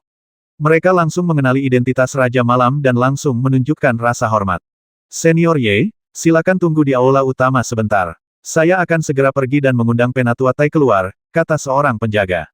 Tidak perlu, aku akan mencarinya sendiri, kata Ye Yanwang, lalu membawa Limuran ke aula dalam. Ya, kedua penjaga itu menatap Limuran dengan rasa ingin tahu, lalu melanjutkan berjaga di luar aula utama. Tepat ketika Ye Yanwang dan Limuran hendak memasuki aula samping, mereka mendengar suara seorang lelaki tua yang sudah lapuk dari dalam Dao You Ye, kau tiba begitu cepat. Kau menyelesaikan misi hanya dalam 1 hari. Mungkinkah pemuda di belakangmu ini target misterius itu? Benar sekali. Ye Yanwang tersenyum tipis, lalu membawa Limuran ke aula. Gerbang kuil juga tidak memiliki pembatas, tetapi ada pembatas di pintu masuk aula dalam. Setelah keduanya masuk, mereka melihat seorang lelaki tua berjalan keluar dari pembatas aula dalam. Orang tua itu berkepala botak dengan sedikit uban yang tersisa, mukanya memerah, dan dia berbau alkohol. Ketika lelaki tua itu melihat Limuran, matanya yang mabuk melebar sedikit, memperlihatkan sedikit keterkejutan. Benarkah ini pemuda itu? Tanya lelaki tua itu dengan curiga. Tadinya aku mengira dia hanya seorang kultivator di tahap tubuh Ibel, tapi aku tak menyangka dia baru di tahap tubuh Ibel tengah. Ye Yanwang tersenyum tipis dan berkata, aku juga tidak menyangka. Kurasa orang ini berbakat dan menjanjikan. Setelah dibujuk, dia bersedia bergabung dengan sekte kita dan menggantikan Yuansha, orang yang dia basmi, untuk mengganti kerugian kita. Bagus sekali. Pria tua itu mengangguk berulang kali. Dengan begini, meskipun sekte kita kehilangan seorang kultivator terbaik di tahap tubuh Ibel, kita mendapatkan seorang jenius baru. Kesepakatan ini sungguh sepadan. Pria tua ini juga seorang kultivator tingkat Mahayana. Meskipun ada sedikit tanda mabuk di matanya, kemampuannya untuk menghakimi orang masih ada. Ia dapat melihat bahwa meskipun Limuran terluka, kekuatan magis, tubuh fisik, dan kesadaran spiritualnya semuanya luar biasa, dan ia memang sangat kuat. Ini Tetua Tai, tetua yang memimpin sekte kami. Semua urusan penting sehari-hari sekte kami ditangani oleh Tetua Tai. Ye Yanwang memperkenalkan Limuran. Junior memberi salam kepada Tetua Tai. Limuran membungkuk hormat. Tidak perlu sungkan begitu. Tetua Tai tersenyum tipis. Karena kau berhasil membasmi Yuansha, kau pasti cukup cakap dan memenuhi syarat untuk bergabung dengan sekte kami. Upacara penobatan kami hanya diadakan setiap 100 tahun, dan upacara berikutnya masih beberapa dekade lagi. Karena itu, peringkatnya tidak akan berubah untuk saat ini. Kau akan menggantikan Yuansha. Ya, terima kasih banyak kepada Tetua Tai atas pengaturanmu. Kata Limuran. Ia tahu Yuansha berperingkat sangat tinggi, dan ia sangat puas bisa menggantikannya. Penatua Tai melanjutkan, kalau begitu, saya akan membantu Anda menyelesaikan prosedur inisiasi. Dengan rekan Daoisye sebagai pengantar Anda, semuanya akan sangat mudah. Bolehkah saya tahu nama sandi Anda? Dia bahkan tidak menanyakan nama Limuran, melainkan langsung menanyakan nama sandinya.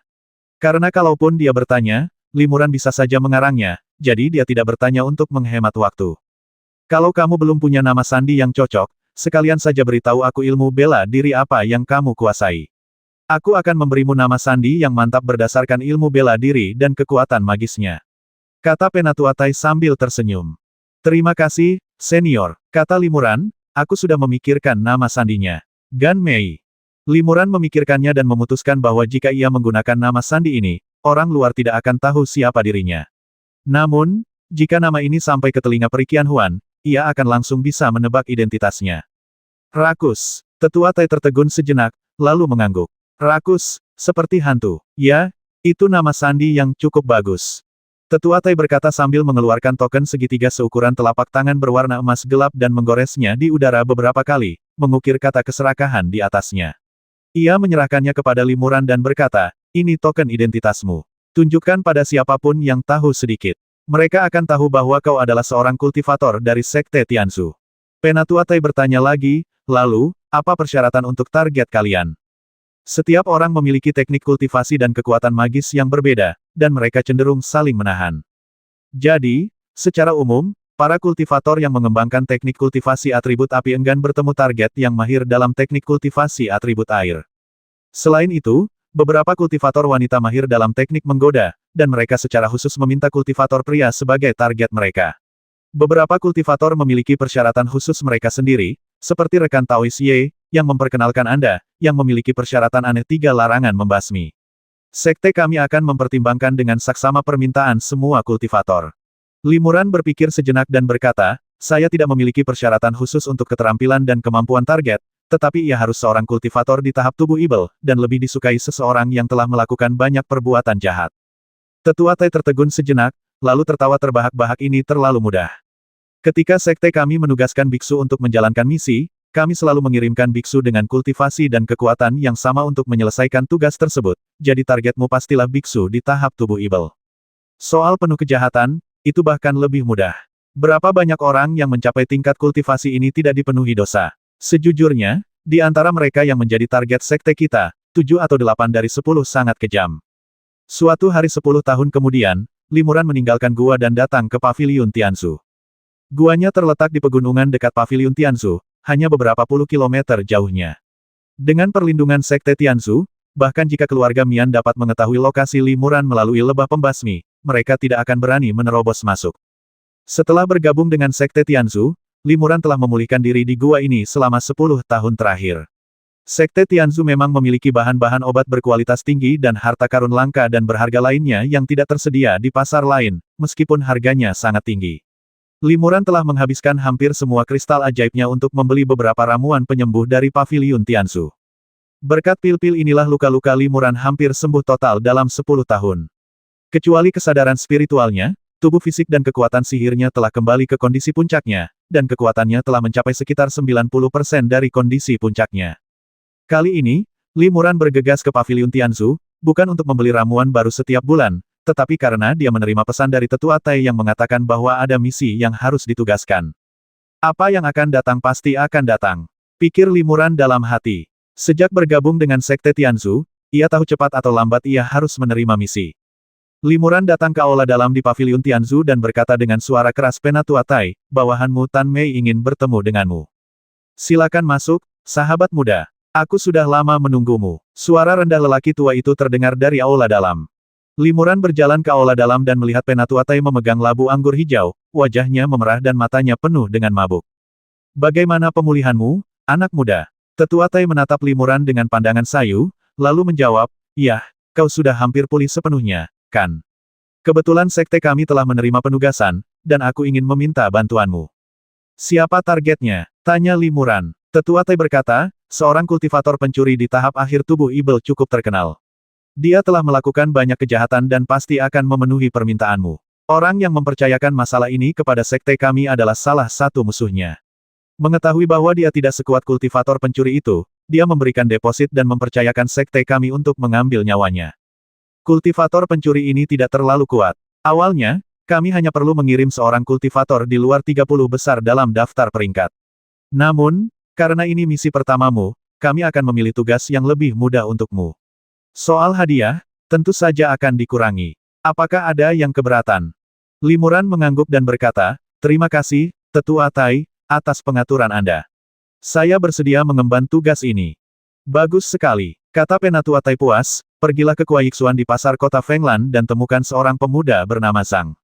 Dia salah satu kontak kita yang tersebar di seluruh sekte. Dia akan memberikan informasi detail tentang targetmu dan menyerap lebah dewa pembasmi dengan aura target. Setelah menyelesaikan tugas ini, datang dan laporkan kepadaku. Ya, Limuran setuju dan hendak mengucapkan selamat tinggal. Tetua Tai tiba-tiba meletakkan labu anggur di tangannya dan berkata dengan tegas, teman muda, hati-hati.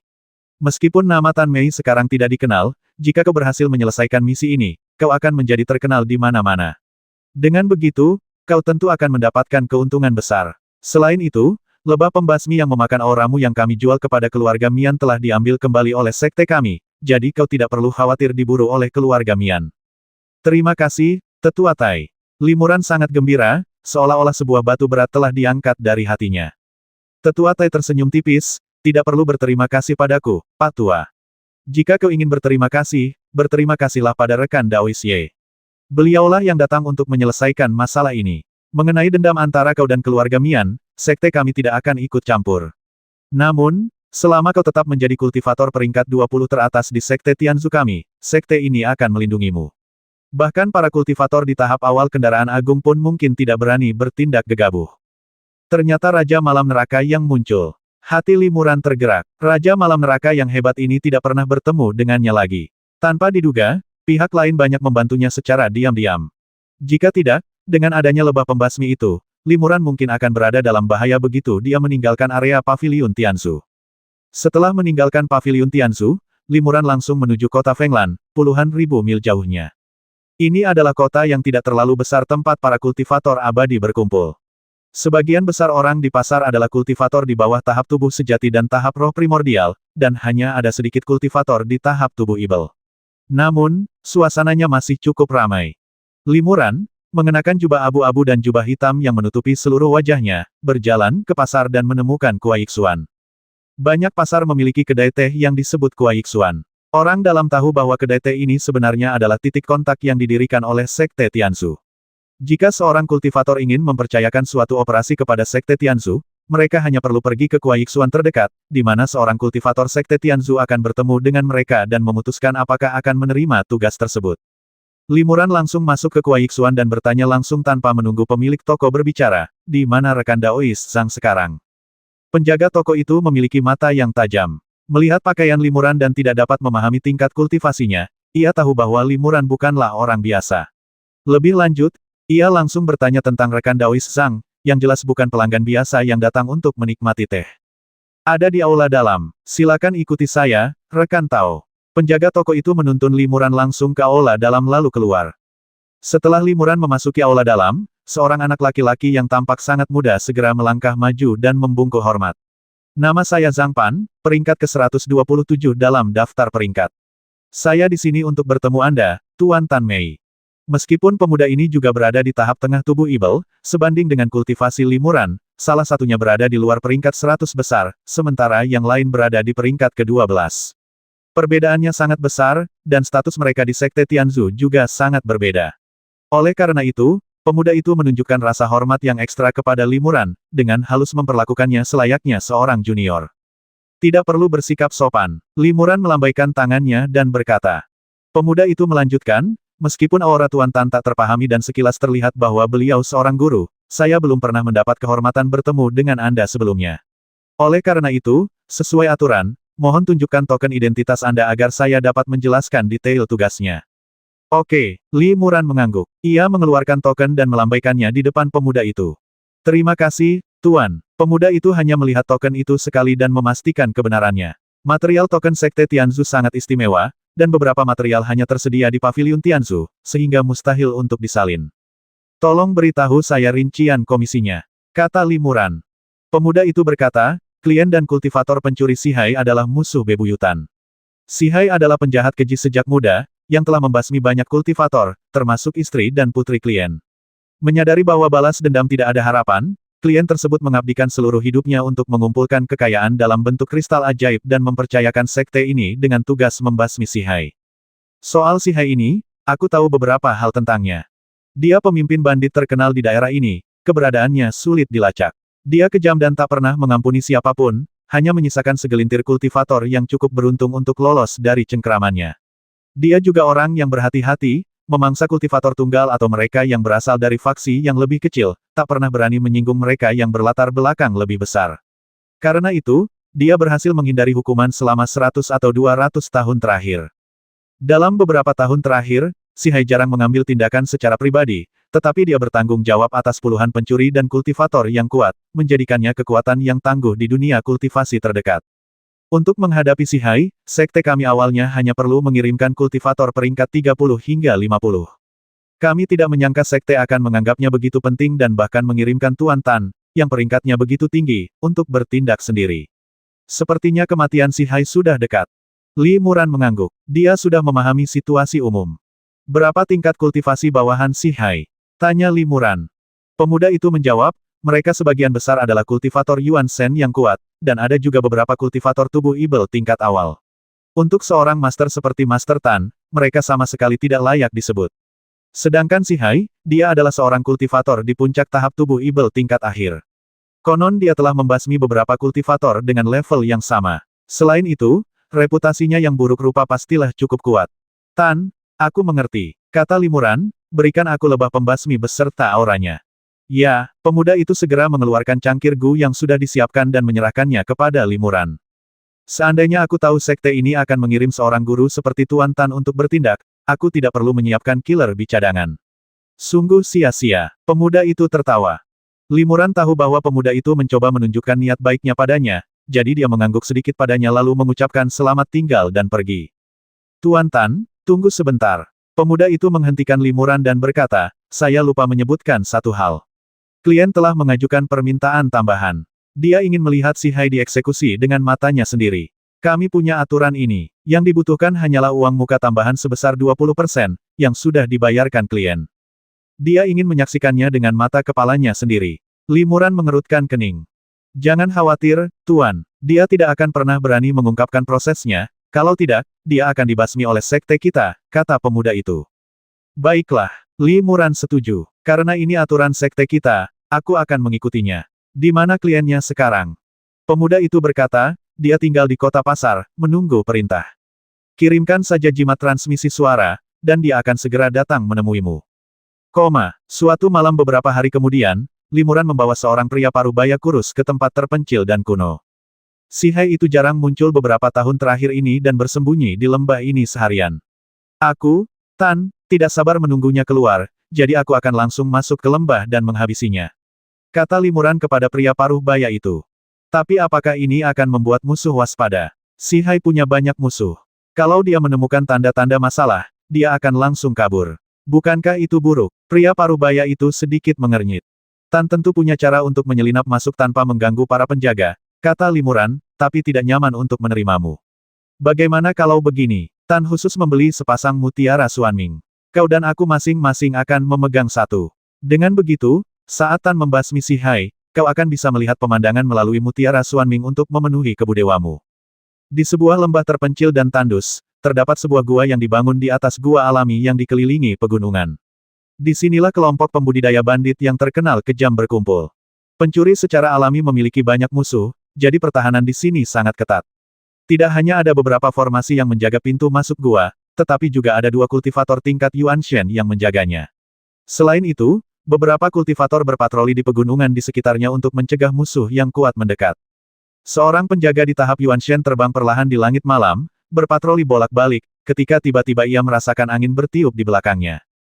Sebelum dia sempat berbalik atau menggunakan indera spiritualnya untuk menyelidiki dengan jelas, sebuah sosok tiba-tiba muncul di belakangnya. Penjaga itu terkejut dan hendak merapal mantra ketika tiba-tiba ia disambar seberkas cahaya putih. Cahaya putih ini mengabaikan perisai sihir pertahanannya dan langsung menembus tubuhnya, seketika membekukan kesadarannya dan menyegelnya. Penjaga itu tidak berkata apa-apa dan jatuh pingsan. Sosok itu menggulung tubuh penjaga itu dan menghilang ke dalam malam tanpa ada seorang pun yang menyadarinya. Angin malam bertiup lembut, dan keadaan sekitar kembali tenang, seolah tidak terjadi apa-apa. Orang yang mengambil tindakan adalah Li Muran. Setelah menaklukkan penjaga itu dengan segel Dewa Es, ia langsung terbang dan menggunakan teknik pencarian jiwa pada pria itu. Sesaat kemudian, ia mendapatkan informasi yang diinginkannya, lalu membasmi penjaga itu.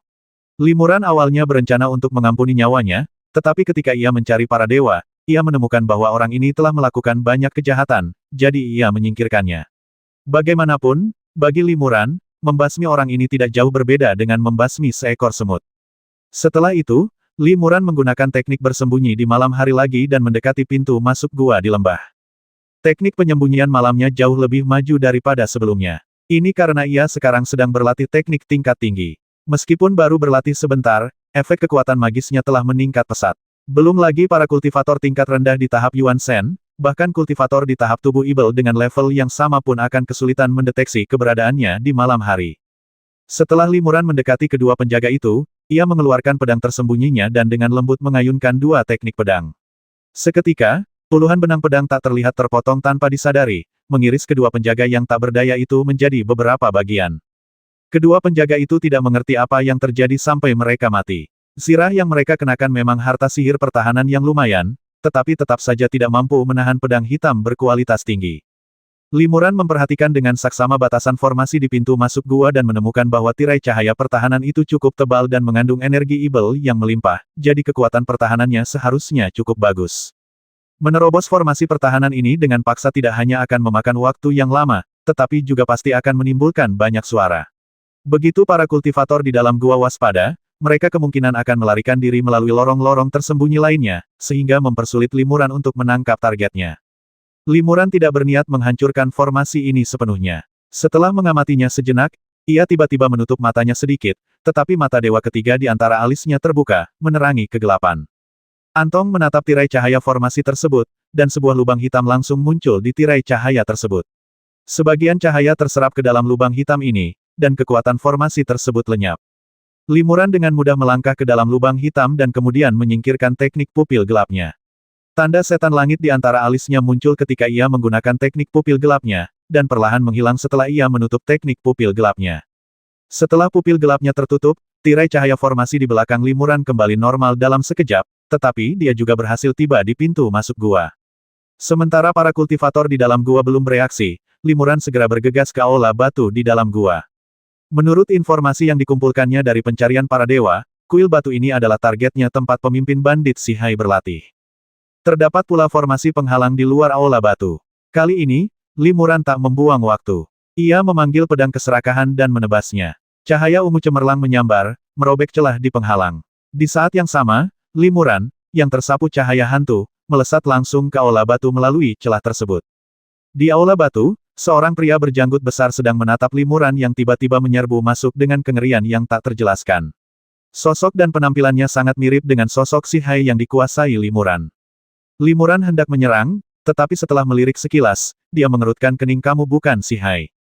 Ia menemukan bahwa aura Sihai ini berbeda, dan lebah dewa pembasmi tidak merasakannya. Terlebih lagi, meskipun kemampuan penyamaran orang ini luar biasa, kemampuan tersebut tetap terdeteksi oleh indera ilahi Limuran yang kuat. Penampilan orang ini telah diproses. Senior, tolong ampuni nyawaku. Aku terpaksa menjadi pengganti Sihai. Pria itu bahkan belum menyelesaikan permohonannya ketika ia dibasmi oleh Limuran. Limuran menyadari bahwa pria ini berani memohon belas kasihan sambil diam-diam bersiap mengaktifkan jimat transmisi suara di lengan bajunya. Sihai pasti ada di suatu tempat di gua ini. Pikir Limuran, orang ini benar-benar berhati-hati. Dia ternyata punya pengganti, dan bahkan penjaga gua lainnya tidak tahu. Jadi, pencarian dewa memberi kita informasi yang salah.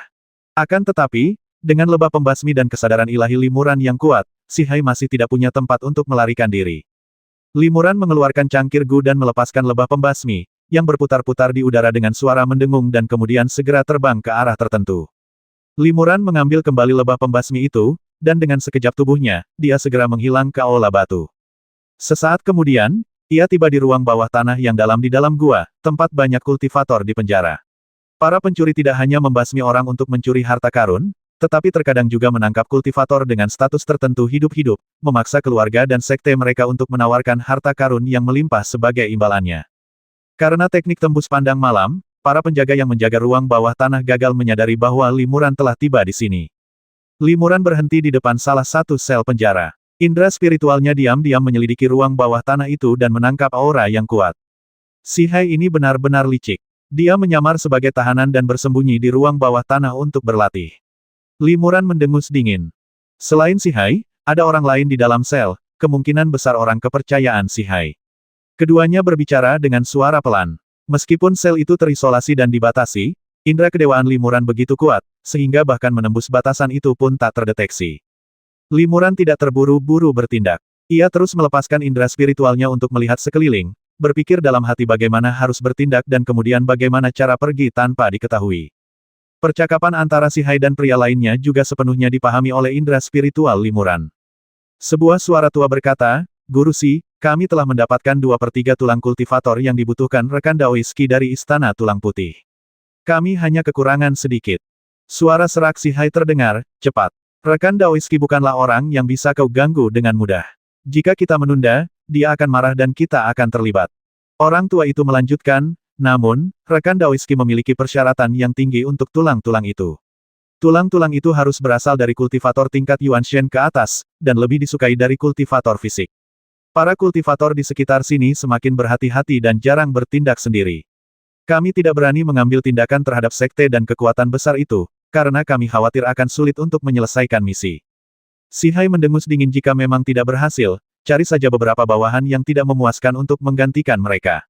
Anak buahku, pria tua itu tertegun sejenak, lalu berkata, mereka semua telah mengikutiku selama bertahun-tahun dan cukup setia. Apakah aku akan mengkhianati mereka? Si Hai mencibir dan berkata, baik bawahan setia maupun orang asing, selama tulang mereka memenuhi syarat, mereka bisa diserahkan kepada rekan Daoiski untuk menyelesaikan tugas.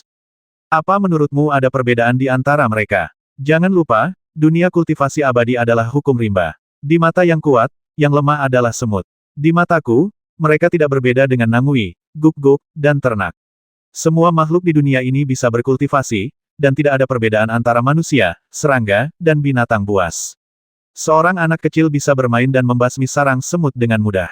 Bagi kultivator tingkat tinggi seperti kita, tidak ada salahnya membasmi beberapa manusia. Ini, orang tua itu tampak sedikit ragu. Tak perlu bicara lagi, sudah diputuskan. Kita harus mengumpulkan cukup tulang. Kata Si Hai, kau tak perlu merasa bersalah. Kau harus tahu, jika kekuatan kultivasi kita menurun suatu hari nanti, mereka akan memperlakukan kita dengan cara yang sama. Baik, orang tua itu setuju, lalu membungkuk dan pergi. Dia baru saja membuka pintu sel ketika tiba-tiba penglihatannya menjadi gelap dan tubuhnya ambruk ke tanah tanpa alasan yang jelas. Si Hai terkejut. Saat itu juga, ia hanya melihat cahaya ungu terang menembus tubuh lelaki tua itu, lalu lelaki tua itu kehilangan napas dan mati. Si Hai hendak melarikan diri ketika tiba-tiba segala sesuatu di sekitarnya menjadi gelap. Ia tidak bisa melihat apapun dan indera spiritualnya tidak bisa mendeteksi apapun. Suara laki-laki yang dingin terdengar di telinganya, kau pasti Si Hai. Apa yang baru saja kau katakan cukup masuk akal dan menggugah pikiran. Memang, di hadapan surga, tidak ada perbedaan mendasar antara manusia dan monster. Sama seperti Tan yang bisa membasmi monster untuk mendapatkan ramuan dan membantu kultivasi, dia juga bisa membasmi manusia dan melahap kesadaran ilahi mereka untuk membantu kultivasi. Awalnya aku hanya berniat membasmi kalian, tapi sekarang aku berubah pikiran. Kalian semua pencuri memang pantas mati, jadi kenapa tidak biarkan aku membasmi kalian semua agar pedangku bisa makan dengan nikmat. Begitu ia selesai berbicara, Si Hai tiba-tiba merasakan hawa dingin yang menusuk tulang dari benaknya. Dalam sekejap, seluruh pikirannya membeku, dan tubuhnya kehilangan kendali dari dalam keluar, menjadi sangat kaku. Kemudian, beberapa mantra disuntikkan ke dalam tubuhnya, menyegel sepenuhnya kekuatan sihirnya. Si Hai diam-diam mengerang. Sebelum ia sempat memahami apa yang terjadi, atau bahkan melihat sosok orang itu dengan jelas, ia secara misterius sepenuhnya dikendalikan oleh pihak lain. Kegelapan di sekitarnya menghilang, dan limuran muncul di hadapan Si Hai. Ia membawa Si Hai, yang tak berdaya melawan, ke surga Gua Langhuan dengan lengan bajunya. Limuran mengulurkan tangannya dan perlahan menebas pedang serakah, bergumam, mulailah berlatih teknik sihir tingkat tinggi Sekte Ibel, dan perhatikan kata hatimu. Karena kau sudah berniat membasmi hari ini, mengapa tidak melepaskannya dan membasmi semua orang yang terlihat, agar kau bisa bersenang-senang. Pedang serakah itu tampaknya memahami niat tuannya. Pedang itu bergetar sedikit di tangan limuran dan mengeluarkan suara dengungan yang sangat bersemangat. Setengah jam kemudian, limuran meninggalkan gua. Ia tiba di kaki sebuah gunung yang jauh, di mana kliennya, seorang pria parubaya kurus berpakaian putih, tengah menunggu dengan cemas. Tuan Tan, ada apa? Tanya pria itu dengan gugup ketika melihat limuran muncul. Limuran tidak banyak bicara. Ia melambaikan lengan bajunya, dan setelah kilatan cahaya, sesosok kultivator yang tak bergerak muncul di hadapan pria paruh baya itu. Apakah itu dia? Tanya limuran acuh tak acuh. Ketika pria paruh baya itu melihat orang ini, kemarahan langsung muncul di wajahnya. Ini dia orangnya. Aku punya kebencian yang tak terdamaikan dengannya. Aku tidak akan mengakui kesalahanku bahkan jika dia berubah menjadi abu. Oke, kata limuran, dia masih punya napas. Tan Mo akan mengabulkan permintaanmu dan membiarkanmu sendiri yang mengakhiri hidupnya. Bersikaplah tegas dan jangan biarkan jiwanya pergi. Ya, terima kasih, Tuan Tan. Pria parubaya itu sangat gembira. Ia menarik napas dalam-dalam, menekan kegugupan, kegembiraan, dan amarahnya, mengumpulkan seluruh kekuatan sihirnya, dan melemparkan bola api ajaib yang menyala-nyala. Api ibel berputar-putar, langsung menyelimuti Si Hai. Si Hai tak mampu mengerahkan kekuatan magis apapun untuk melawan, tetapi ia jelas merasakan rasa sakit yang membakar. Namun, meridiannya tertutup rapat, membuatnya tak bisa berteriak kesakitan. Sesaat kemudian, Si Hai terbakar hidup-hidup dan akhirnya berubah menjadi bubuk dan berserakan di tanah. Terima kasih, Tuan Tan, akhirnya keinginanku satu-satunya terpenuhi. Pria parubaya itu membungkuk kepada Limuran, dan mungkin karena terlalu bersemangat, ia pun tersedak. Tidak perlu buang waktu. Karena misinya sudah selesai, silakan pergi ke rekan Daois Zhang untuk melunasi sisanya. Kata Limuran. Pria parubaya itu tertawa getir dan berkata, sejujurnya, saya benar-benar bangkrut dan tidak mampu membayar cicilan terakhir. Wajah Limuran menjadi gelap ketika dia mendengar ini. Tahukah kamu bahwa jika kamu tidak membayar lunas, kamu akan dihukum oleh Sekte Tianzu? Pria parubaya itu mengangguk. Saya mengerti. Bahkan, saya sudah lama percaya bahwa saya akan mati. Setelah saya akhirnya mengumpulkan cukup uang, saya akan meminta bantuan Sekte Anda. Selama kebencian saya yang besar terbalaskan, saya rela mati. Karena ini jalan buntu, mohon, Tuan Tan, izinkan saya pergi ke sarang pencuri dan bertarung dengan pencuri yang tersisa. Saya akan membasmi sebanyak mungkin sebelum saya mati. Tidak perlu, kata Limuran dingin. Pencuri-pencuri itu semuanya telah dibasmi oleh Tan. Basmi mereka semua. Pria parubaya itu ketakutan. Meskipun mereka adalah pencuri yang pantas dihukum mati, ibel pembasmi ada tepat di depannya. Ia tak kuasa menahan rasa dingin dan menatap Limuran dengan ngeri. Limuran mengabaikan pria itu dan berkata dengan tenang, misi Tan telah selesai. Apakah Anda membayar pembayaran terakhir atau tidak, itu urusan Anda dan biksu yang bertanggung jawab atas tugas ini dari Sekte Tianzu. Ini tidak ada hubungannya dengan Tan, dan Tan tidak perlu menanyakannya. Selamat tinggal. Setelah berkata demikian, sosok Limuran melintas dan berubah menjadi bayangan hitam samar lalu terbang menjauh, perlahan menghilang di balik malam. Beberapa hari kemudian, Limuran kembali ke Paviliun Tianzu dan melaporkan misinya kepada Penatua Tai. Yah, tugas ini tidak sulit. Aku tahu kau akan menyelesaikannya dengan sukses. Kata Penatua Tai, namun, kudengar seluruh sekte bandit dibasmi dalam semalam.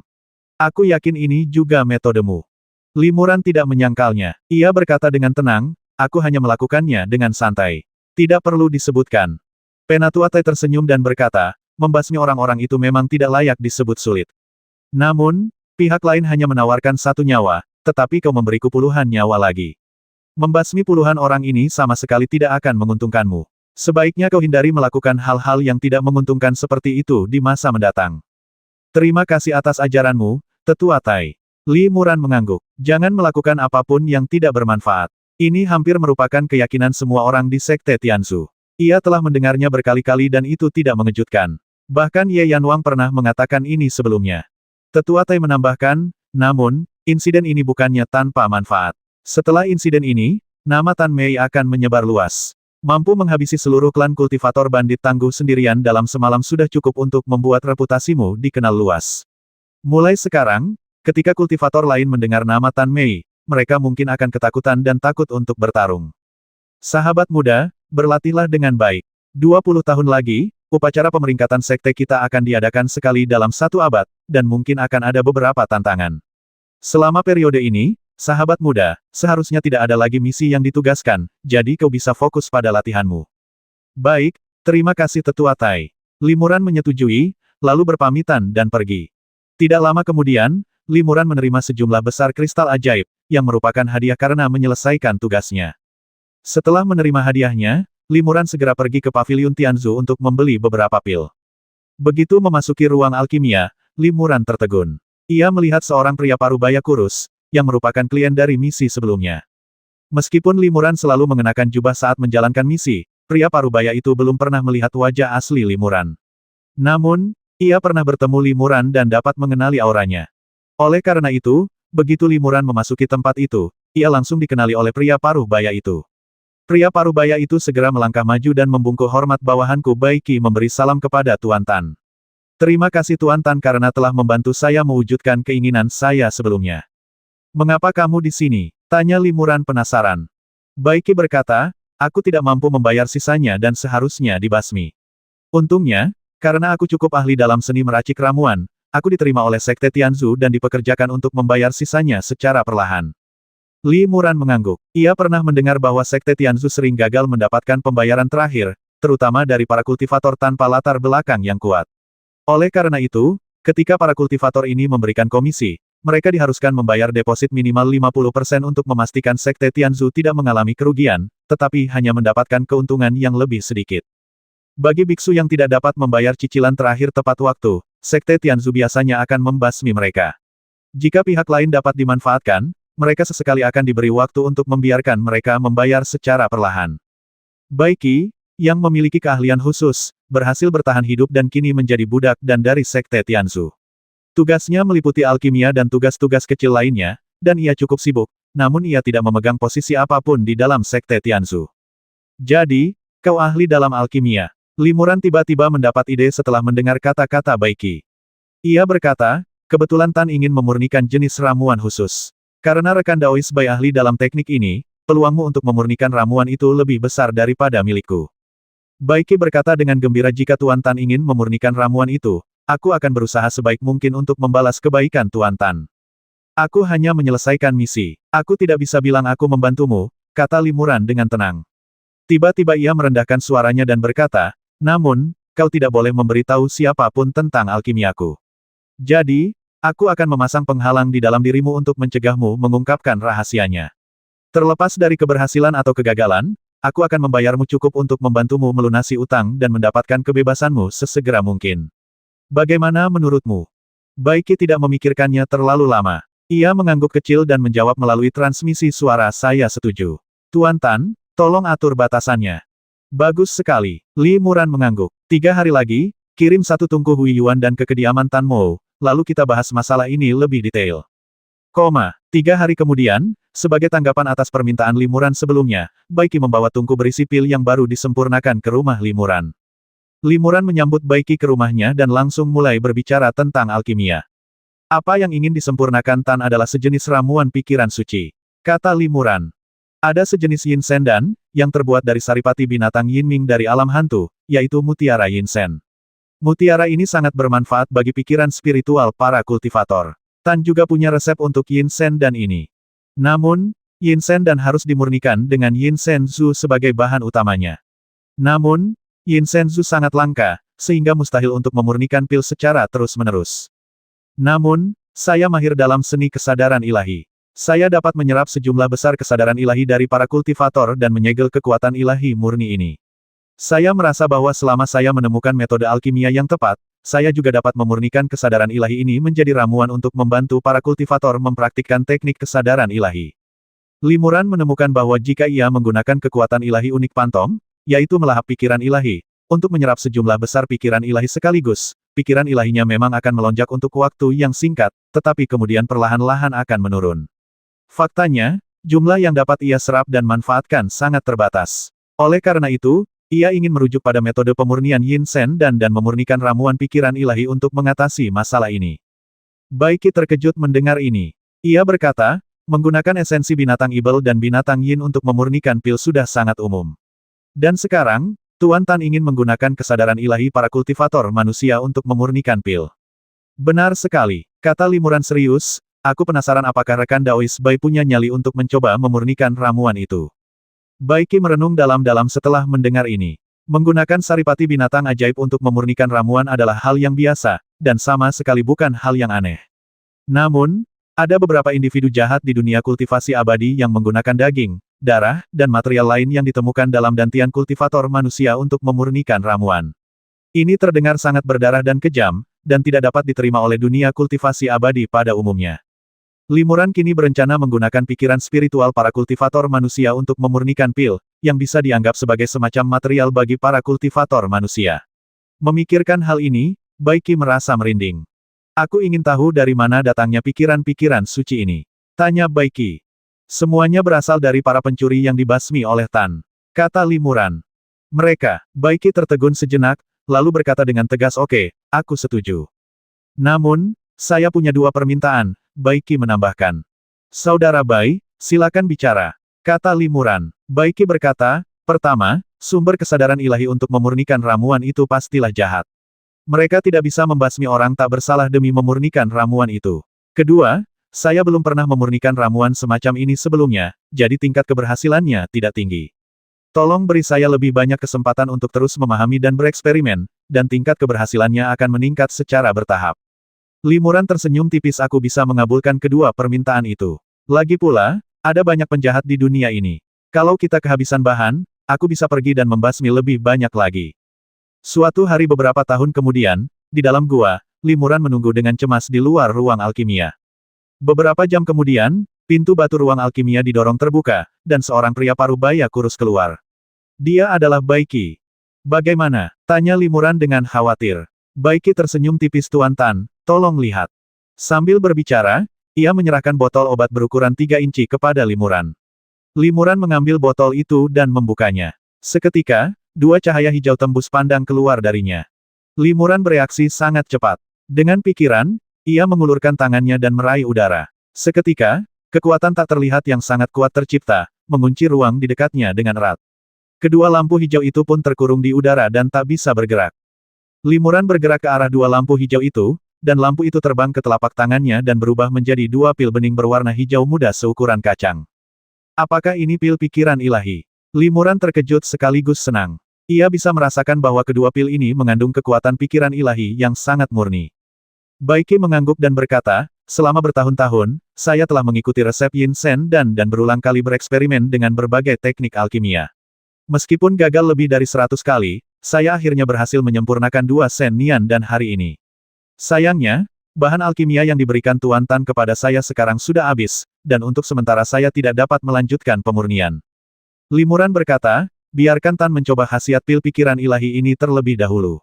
Jika berhasil, Tan akan mendapatkan lebih banyak bahan dan membiarkan rekan Daois Bai terus menyempurnakan pilnya. Ya, saya siap melayani Anda kapan saja, kata Baiki sambil membungkuk. Ia tidak tinggal lama di sana, dan kembali ke Paviliun Tianzu setelah beberapa saat.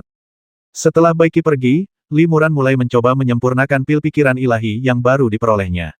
Seperti yang diduga, begitu pil itu masuk ke mulutnya, pil itu langsung berubah menjadi aliran pikiran ilahi murni, yang dengan mudah diserap oleh kekuatan hantunya. Dalam sekejap, pikiran ilahinya meningkat pesat. Yang lebih mengejutkan Limuran adalah bahwa indera ilahinya, yang telah rusak bertahun-tahun lalu, perlahan pulih selama beberapa tahun terakhir, tetapi tidak pernah sepenuhnya pulih ke kondisi puncaknya.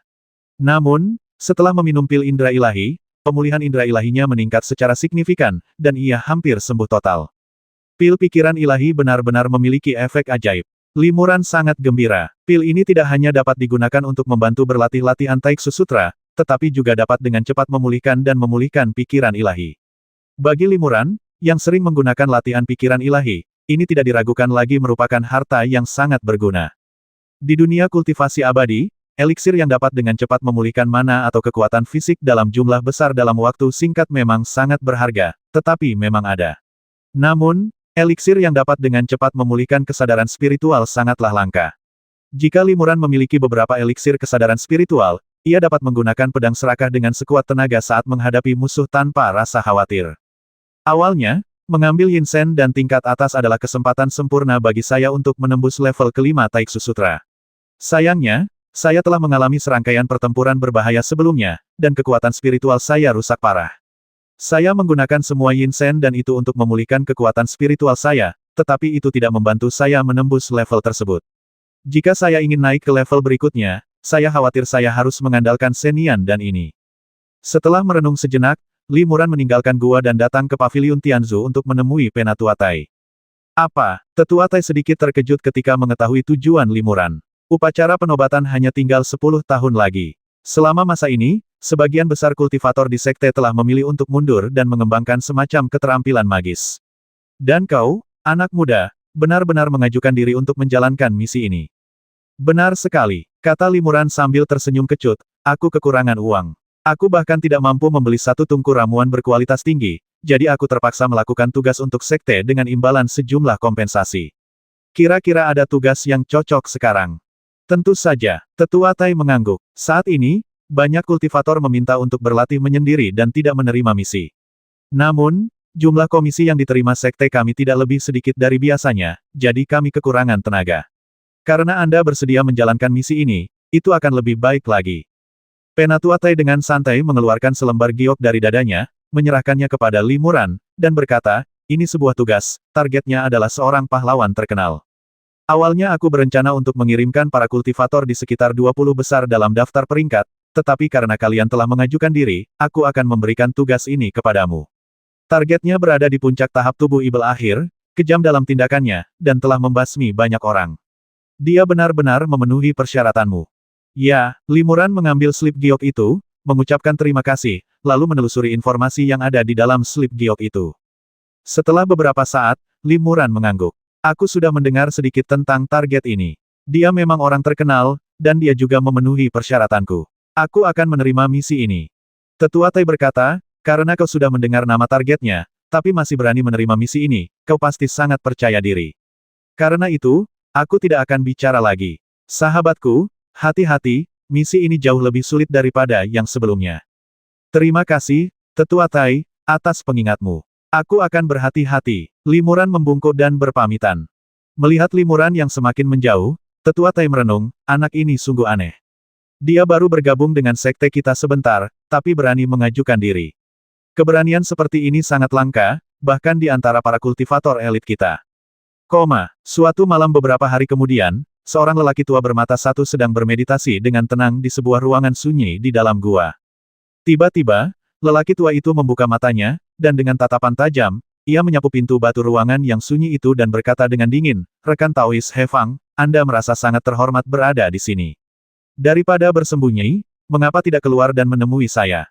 Begitu ia selesai berbicara, sesosok-sosok langsung menembus penghalang cahaya di pintu masuk ruangan sunyi itu dan muncul di dalamnya. Sosok itu adalah seorang biksu berjubah abu-abu dan jubah hitam yang menutupi wajahnya. Sosok itu adalah Li Muran. Yang mulia sangat tanggap dan benar-benar menyadarinya. Kata Li Muran ringan.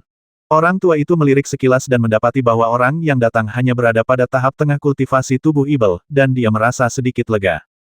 Rekan Taois, kau begitu kuat sampai-sampai kau bisa masuk ke tempat ini tanpa diketahui siapapun. Aku telah membasmi banyak orang seumur hidupku dan memiliki banyak musuh, tapi aku tidak tahu ada guru seperti itu di antara mereka. Pria tua itu berkata dengan dingin, bolehkah aku tahu namamu?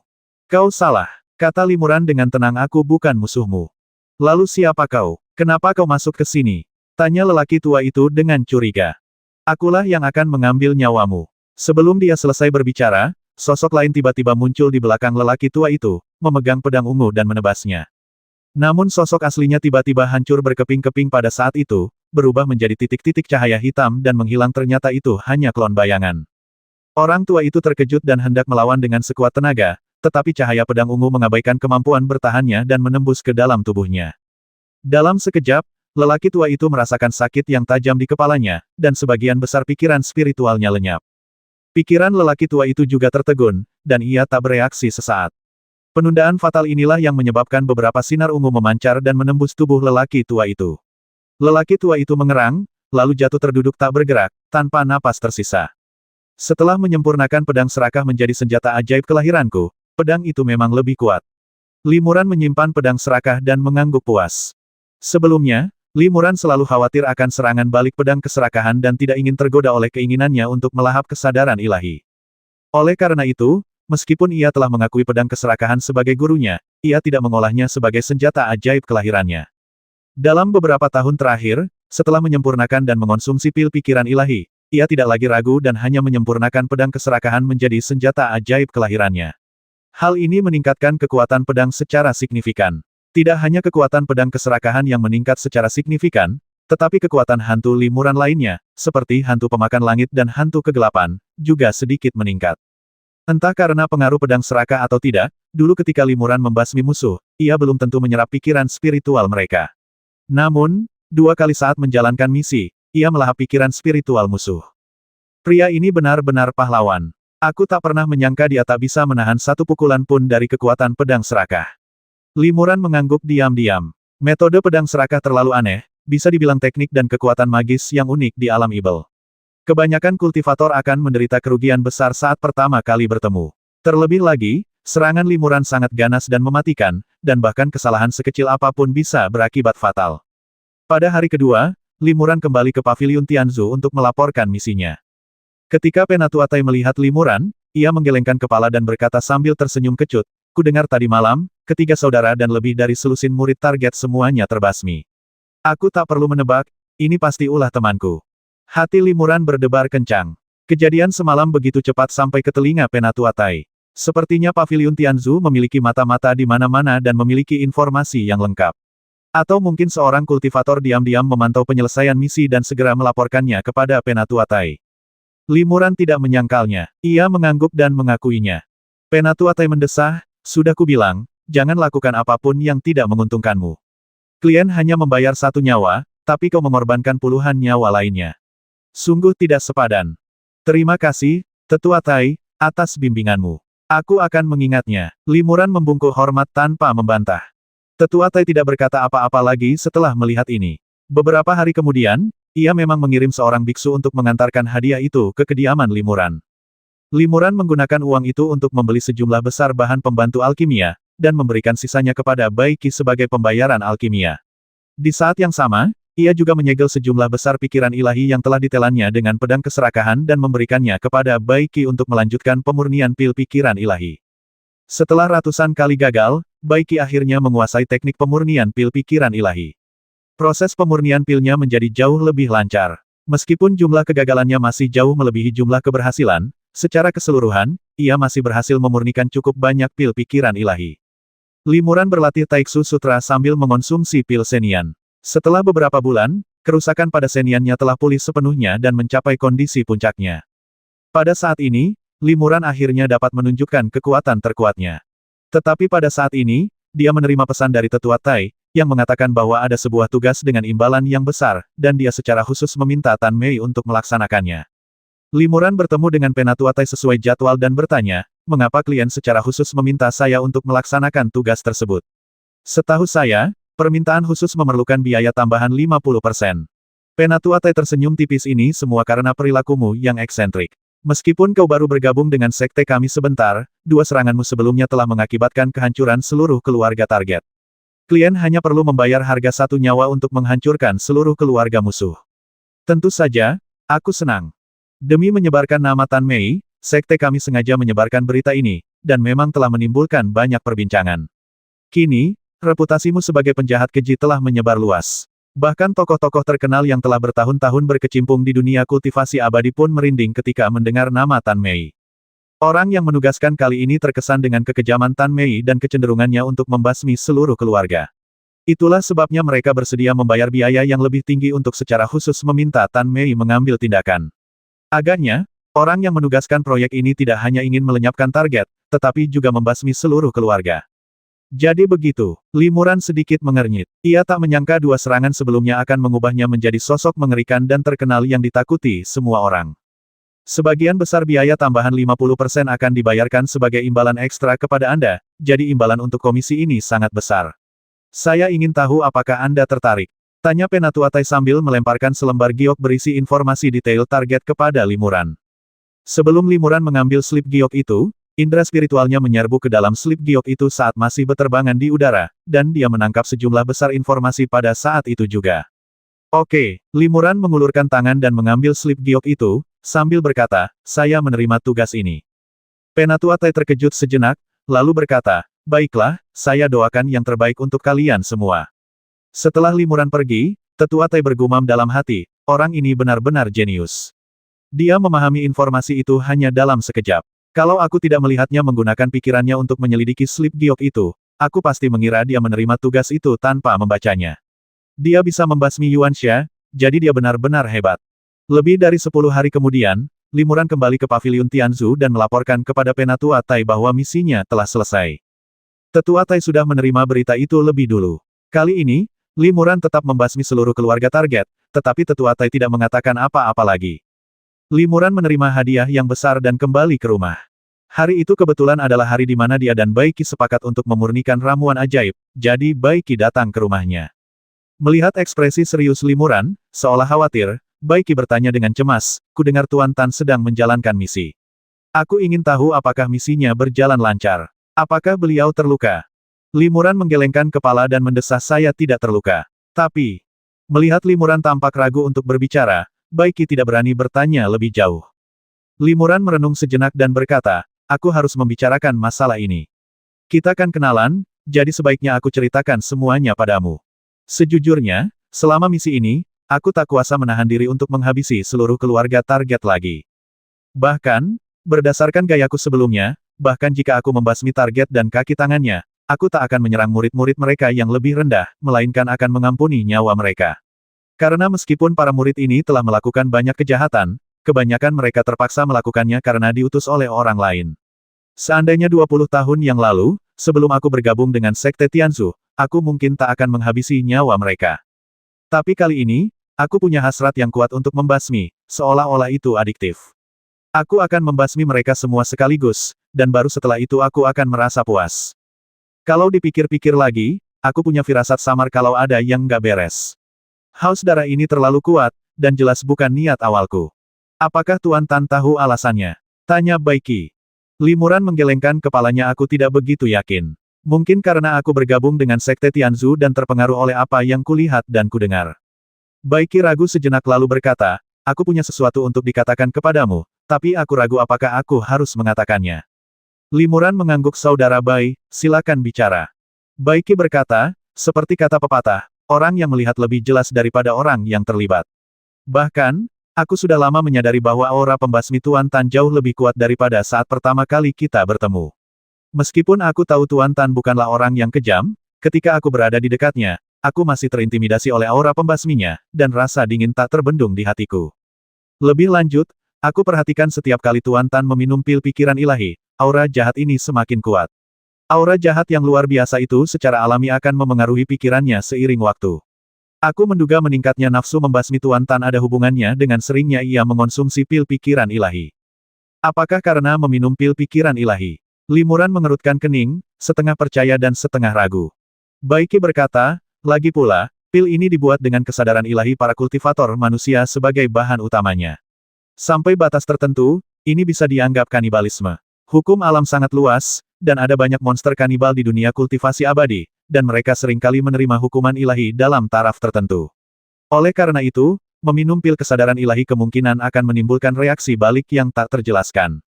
Lagi pula, semua pikiran suci ini berasal dari individu-individu yang sangat kejam. Meskipun ingatan mereka telah dihapus sepenuhnya, hanya menyisakan kekuatan suci murni, ramuan-ramuan yang telah dimurnikan, jika dikonsumsi dalam waktu lama, kemungkinan besar akan terkontaminasi aura jahat dan dipenuhi niat membasmi. Limuran terkejut mendengar ini. Apa yang dikatakan Baiki memang yang paling dikhawatirkannya, dan kedengarannya masuk akal. Mengonsumsi pil pikiran ilahi ternyata banyak sekali kerugiannya. Bagaimana kita bisa mengatasinya? Tanya Limuran. Baiki berkata, aku telah mempelajari hal ini akhir-akhir ini. Aku ingin menemukan pil yang dapat mengusir roh jahat. Mengonsumsinya bersama pil Senian mungkin dapat menekan roh jahat dalam diri Master Tan dan mencegahnya memengaruhi pikiranmu. Oh, apakah Saudara Bai punya solusi? Limuran sangat gembira mendengarnya. Ia tidak menyangka Baiki menemukan masalah itu sebelum dirinya, tetapi ia sangat terlibat di dalamnya dan hampir tidak menyadarinya. Baiki mengerutkan kening dan berkata, bukan berarti ada ramuan yang bisa mengendalikan roh jahat, tapi ramuan itu sangat sulit dimurnikan. Aku sudah meneliti banyak teks alkimia kuno, dan salah satunya menyebutkan bahwa satu pikiran saja bisa membuatmu menjadi Buddha atau satu pikiran saja bisa membuatmu menjadi evil. Cara terbaik untuk mengendalikan roh jahat adalah dengan memanfaatkan kekuatan magis Buddhisme. Buddhisme, Limuran tertegun. Benar sekali. Lanjut Baiki, itu sekte spiritual. Meskipun ada juga sekte Brahma di alam evil, teknik mereka mirip, tetapi pola pikir mereka jauh berbeda dari sekte Buddha di dunia spiritual. Mereka sama sekali berbeda.